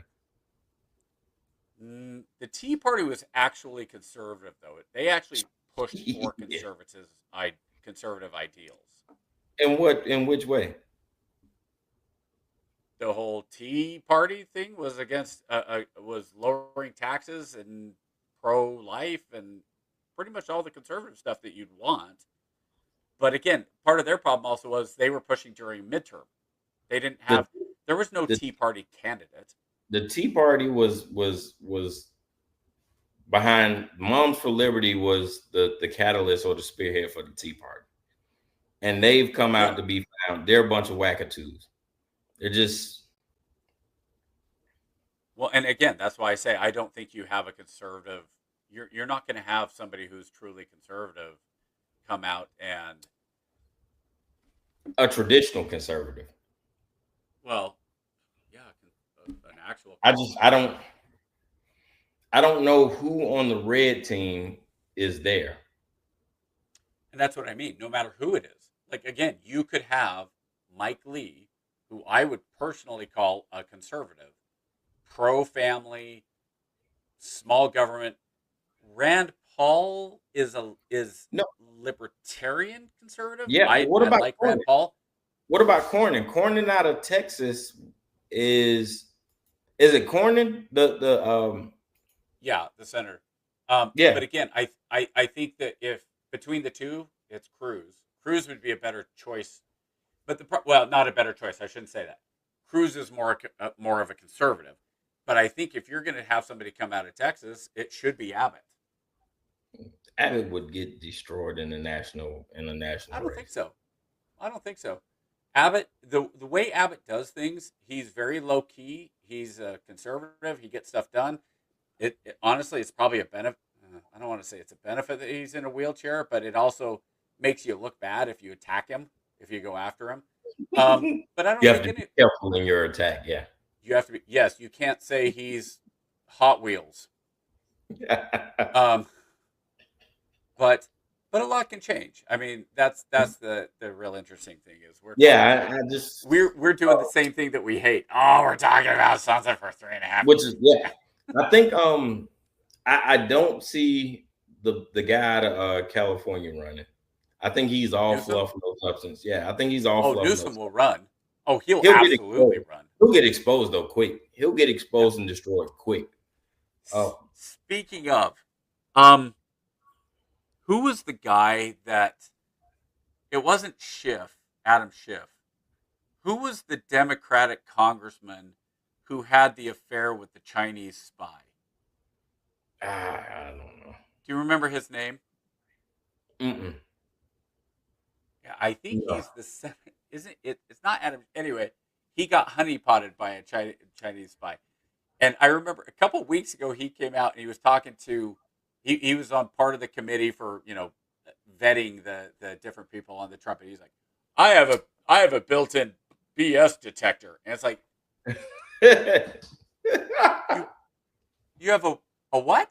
You have a built-in you got honeypotted by a Chinese spy. I guess your BS detector wasn't working very well. It was in the shop. It was in the shop. It was in the shop. Yeah, we just. What about that, so. What's the girl out of Michigan? Whitmer. I think Whitmer would be.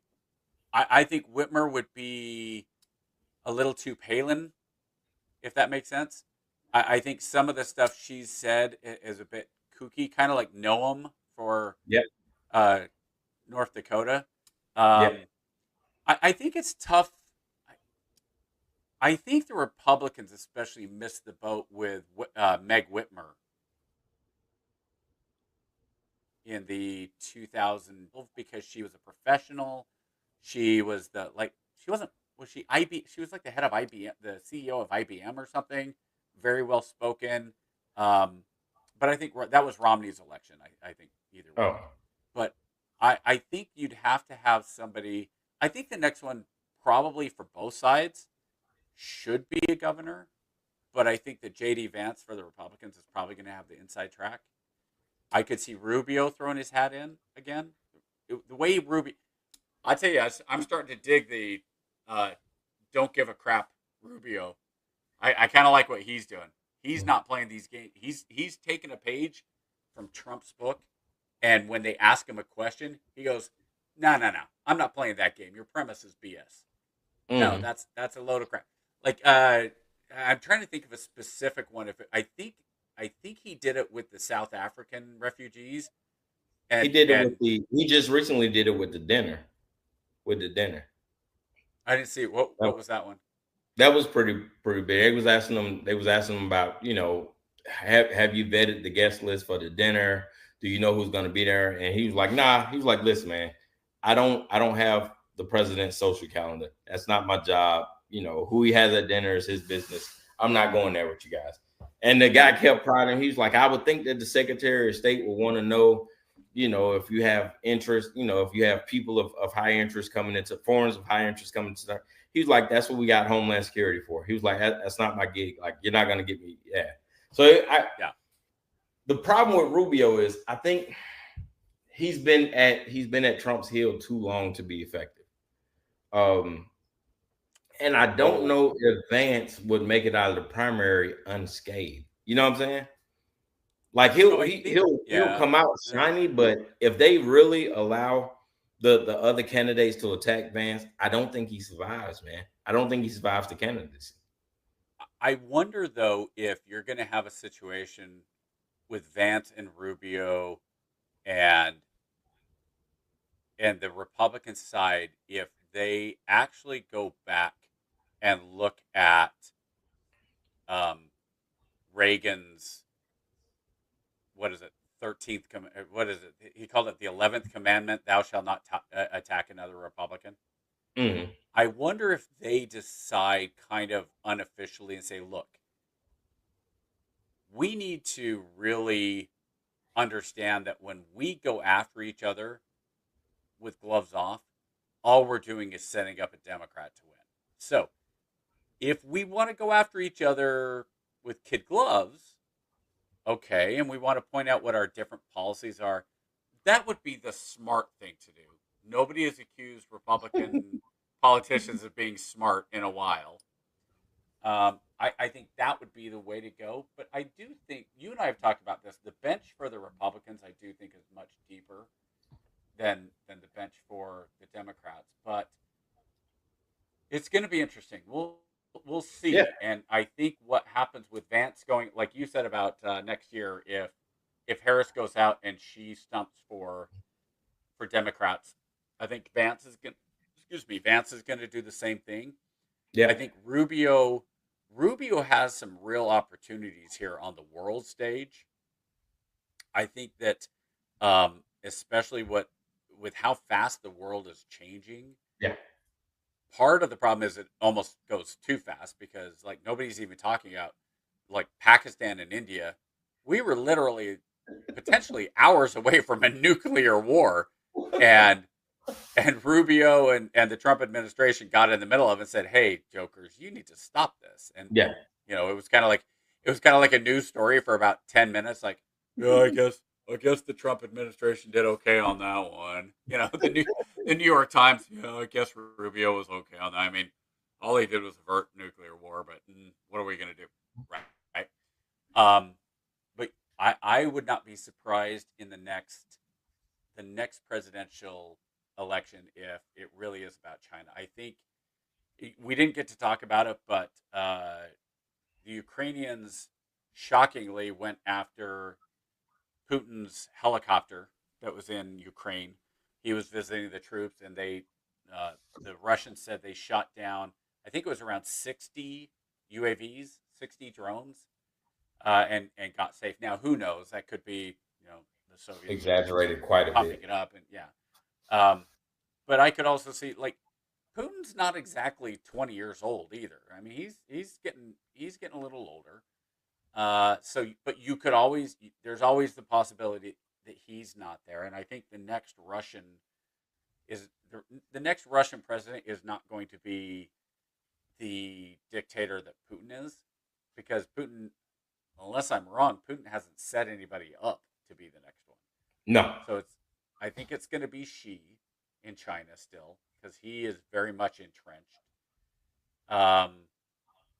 And China's going to be the big thing, especially with what's going on economically with Trump and the tariffs and the world powers, the way they go. Like, I think that the Ukraine war is, even if it keeps going, it's not even front page news anymore. Not really. Like, Americans have kind of gone, hey, yeah, Ukraine. And even Europe is going, okay, we'll go in and we'll help. And then you don't really see anything out of it. I'm sure don't get me wrong, it's still a big deal for Ukrainians and it's still a big deal for Russians. But I think especially for Americans, they've kind of gone, yeah. Like, you don't see the big protests. It's moved on to Palestine and Israel. That's a big one. And then you have the manufactured ones, like the South Africans. Oh my gosh. The only reason these South Africans are being let in is because they're white. It's like, we're talking about 49 people that are here because they truly fear that their farms are going to be taken over. And those they were brought in because they were white. Bullshit. I mean, we ain't gonna sugarcoat it. They were only brought in because they were white. One dude was a rapper. The other dude had like two tail business. It's like, of course they were brought in because they were white, but at the same time, when you have a political party, one of the bigger political parties in South Africa, saying, "Go kill the white man, go," we are, and there are laws on the books in South Africa, that are basically saying we're going to take back land. Now, yeah, none of that shit's true. None of that's true though. I love you like a brother, but none of that's true. None of that's true. If you go look at the actual reporting that's getting done, it is true. No. Okay, hold on. Let's time out for a second. Hold on. The ruling party has bipartisan support.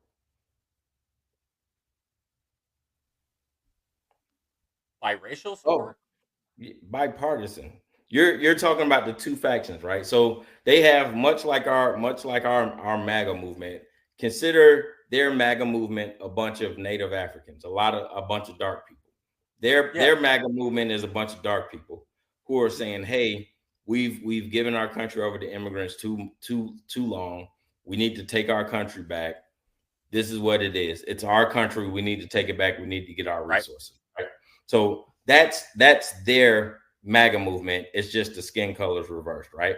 And their Democratic Party or their Libertarian Party are the white South Africans who own 94% of the land and saying, "Hey, we don't want to give this shit up. We've owned it. We got it rightfully. I earned this from my daddy, so it's mine, and I'm not going to give it to you." So, but what you have in the middle is the majority who's in party right now, and this president is really cool with walking the line. See, a lot of the media, depending on where you get your media from, is trying to say he's an extremist, but he's not. He's actually getting it from both ends, because the people on the MAGA side of his party is saying, "You're not doing enough. We need to take back everything." Whereas the people on the Liberal Party are saying, "Hey man, you're taking away too much stuff." So he's walking a pretty fine line of trying to get shit together. But yeah, there's no laws on the book to kill Whitey. There is no active genocide in South Africa. No. No world report.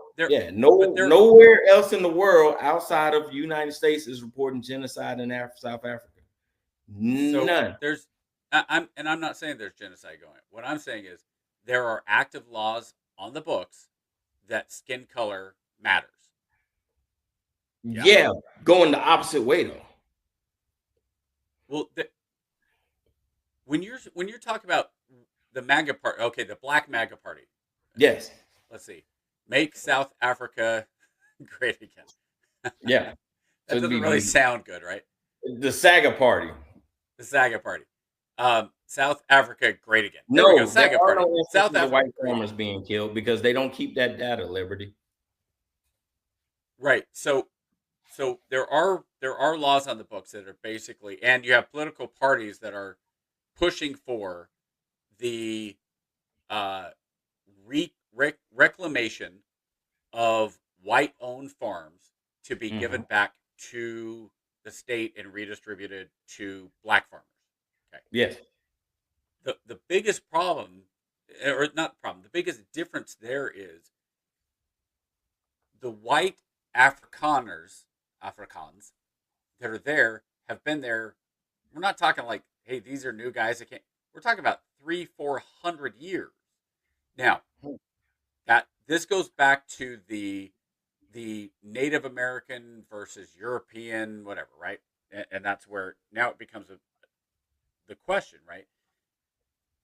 At what point does land become the new person's land, right? So this is the same argument in America of the left that says, "Oh, this is all stolen land." Well, that argument falls apart pretty quickly when you say, well, okay, what tribe was in southern Georgia? Okay, well, or Georgia. Well, it was the Seminoles, right? Well, the Seminoles were kicked out and they, were the Trail of Tears, blah, blah, blah, right? Okay. Yeah. And I don't mean to downplay that, but I'm just... No, you're good. I got you. Right? But before the Seminoles came in and they kicked out the people that were there before that. And the tribe that was there before that came in and wiped out the tribe that was before that. And you go back far enough. Right? Yeah. So then it's history in the world has always been the owner of the land is whoever's strong enough to keep it.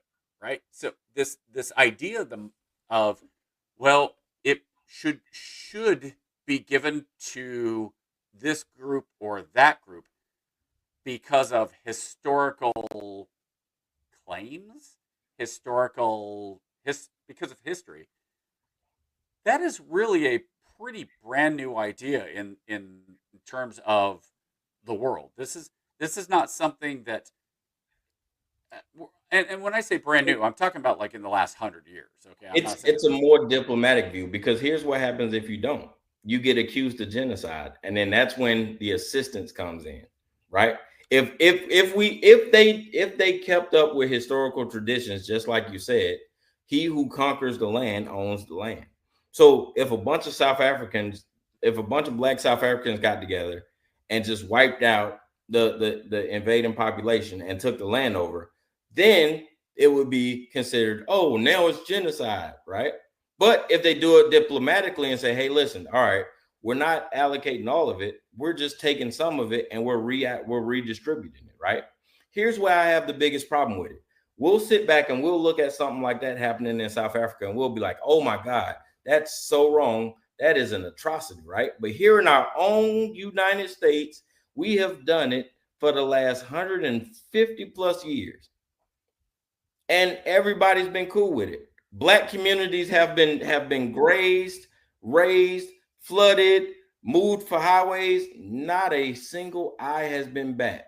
But now all of a sudden, it's the world's greatest issue. But that's why I say it's a fairly new concept, right?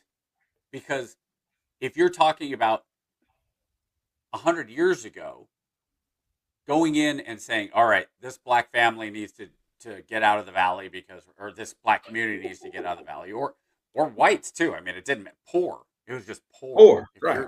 If you're poor, you're getting kicked you're out, in the way. right? Because we need to flood the Tennessee Valley to have these reservoirs, right? Right.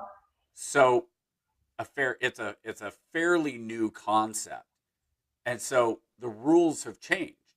And so that's why it's interesting historically. Again, this is where you and I have talked about the whole slavery idea. Slavery up until the early 19th century was the norm. And then Great Britain came out and said, hey, no, this morally, this is wrong. And then about 50 years later, the U.S. said, hey, yeah, we need half of the United States came out and said, half came out and said, yeah, maybe this isn't the best system we should be doing. And so you can't go, and this is where, like, when we say it's okay now to look back and say, not okay. If you're going to call it genocide in South Africa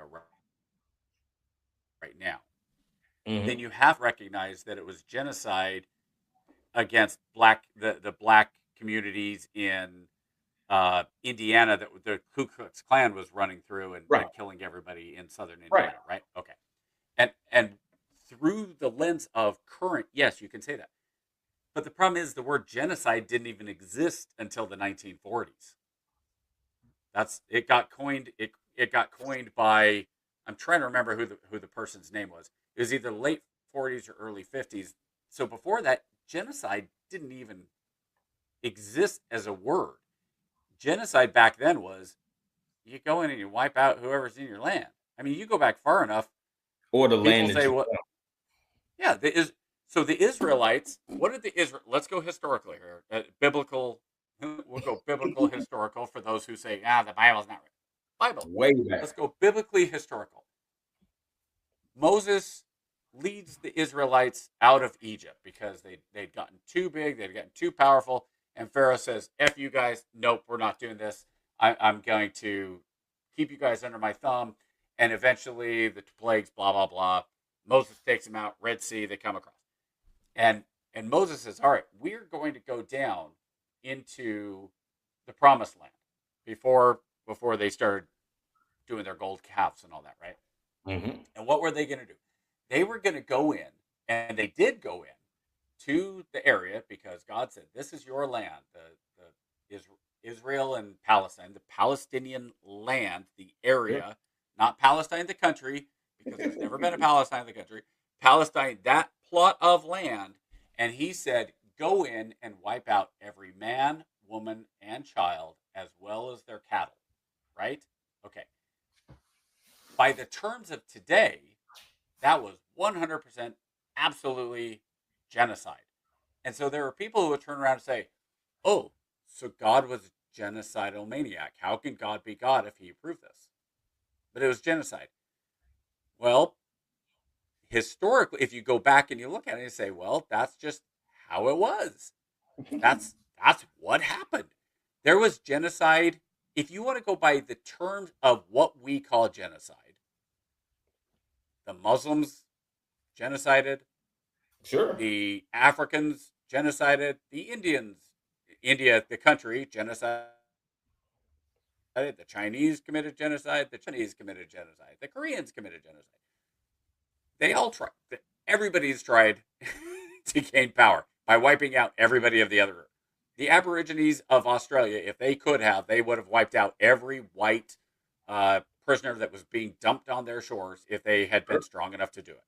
But they weren't. So when you're talking about genocide and you're talking about these things, it's such a modern phrase and it's such a modern term. So what's going on in South Africa to say it's genocide, it is it's hyperbole. It's not genocide. They're not going in and wiping out the entire white population of South Africa. Is it fair? Fair by who? Again, if we're saying might makes right, and for however many decades or hundreds of years that the whites came in as a minority and controlled the country of South Africa, and they treated the black Africans like absolute crap, and now the black Africans are like, F you guys, we're going to come in and we're going to take back the land. Well, yeah, okay. I mean, might makes right. So at the same time, if the United States says, okay, well, we're going to allow however many white Africans to come in, I'll tell you what, here's, to me, and this, you might disagree with this.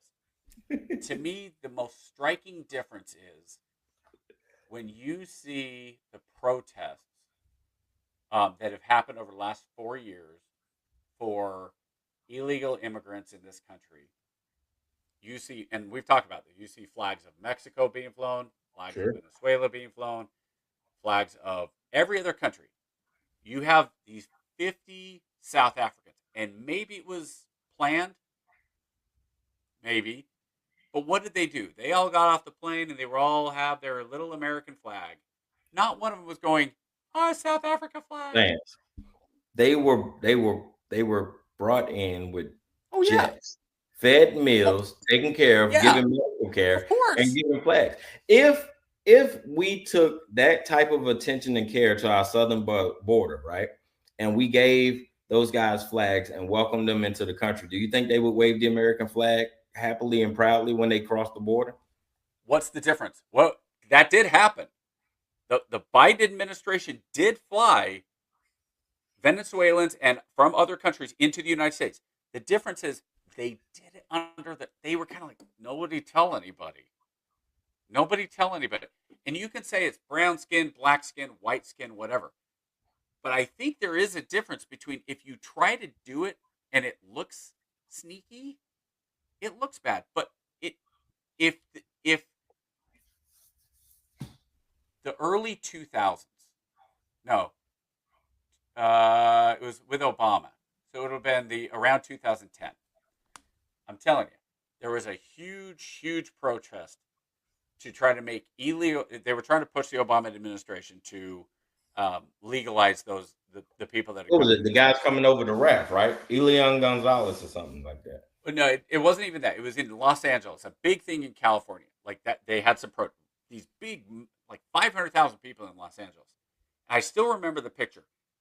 This whole LA, the street is completely full of people saying, we want to be accepted as legal. We want to come out of the woodwork.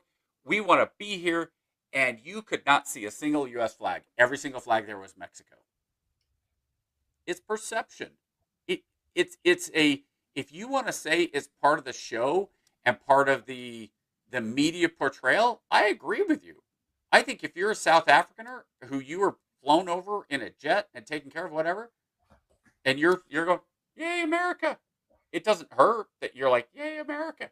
I think if the people that were, again, I would have felt a lot better about anybody that wants to come to this country, that the first thing they do is they fly a flag out of their house, a U.S. flag.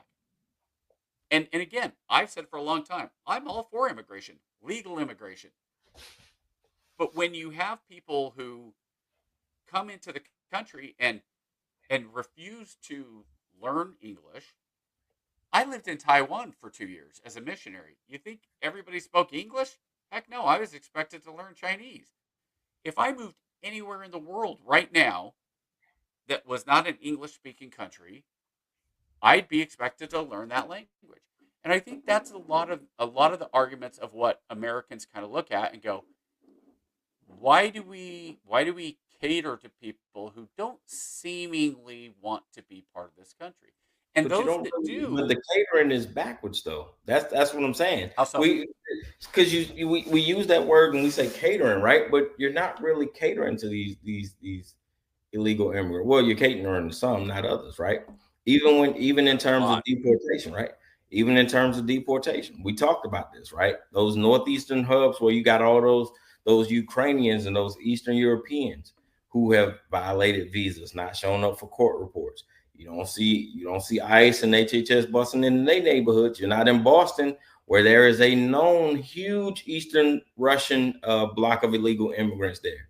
Not one ICE raid. It's been 6 months, not one single ICE raid. What you have seen is you've seen a bunch of brown communities devastated. You've seen to the point to where they are posting up outside of courthouses, waiting for immigration cases, and then snatching them up, defying the court orders with a bunch of brown people. But then you say, okay, cool, we don't want no immigration. That's been the story.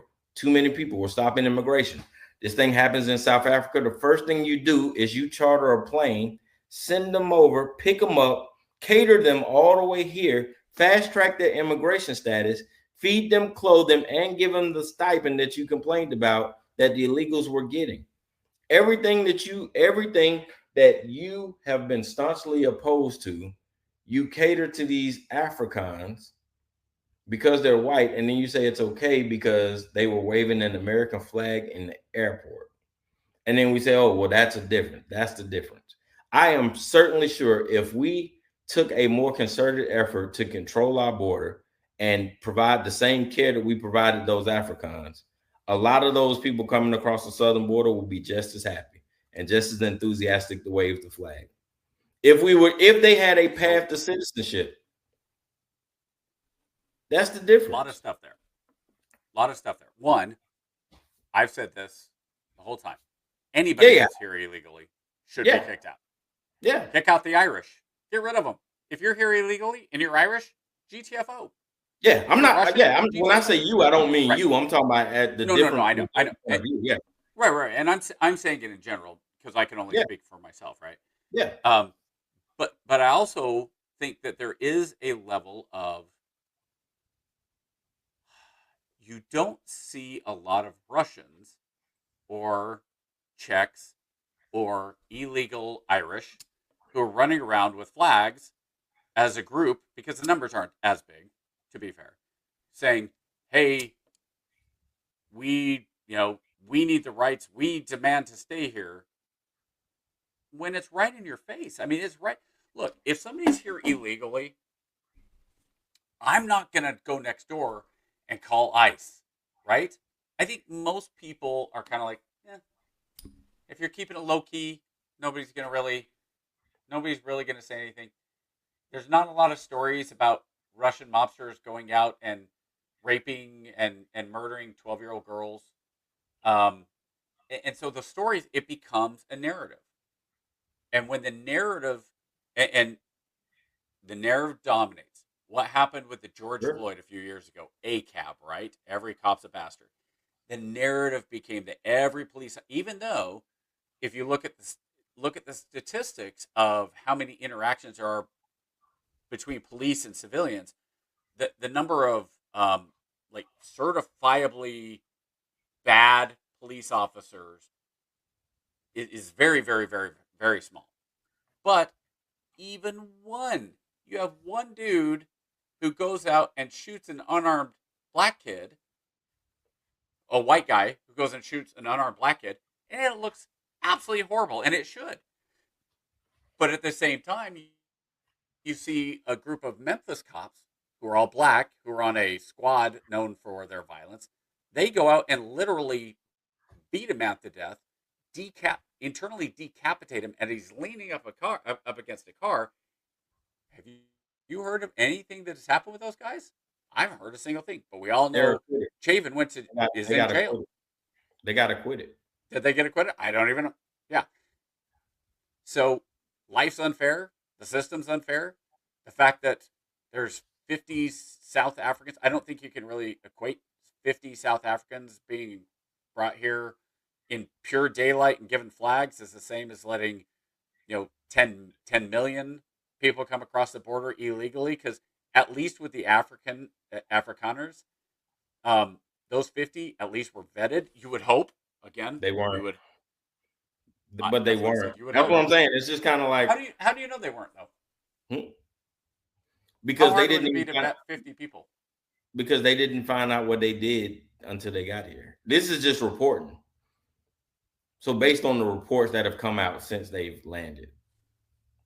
And we both trust the media reports about as far as we can get. You know what? I mean, It's been 2.5 hours, dude.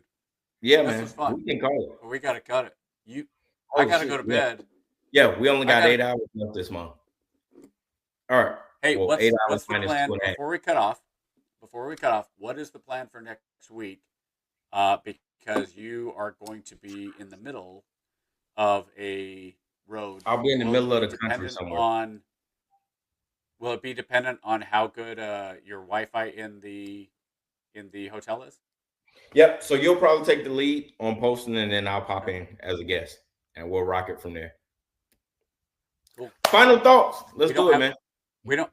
Hey, final thoughts is if we have a guest set up, frickin' be there so we can have you on. The real final thought is this: it's too bad that the Ukrainians didn't get lucky with one of their drones on the Putin aircraft. That's too bad. They are catching hell. Russia's been bombing the hell out in the last couple of days.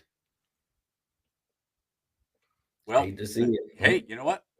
Yes. I do too, but unless Europe, this is not an American war. This is a European war, and Europe needs to do something about it. And that's why Putin hasn't backed down, because he knows Europe isn't gonna do nothing. Hate to see it. All right, man. Next week we try it again. All right. Hey, thanks, Liberty. guys for See you showing next up. week, We'll man. see you guys later. Bye-bye. Play the outro, man. Gee, Ray, what do you want to do tonight? The same thing we do every night, Pinky. Try to take over the world. All right. Yo, let's get into it. Try to take over the world. Speech and freedom Try of to conscience. take over the world. And greatest chaplain in the world, Mr. Try Lance to O'Neill. take over the world.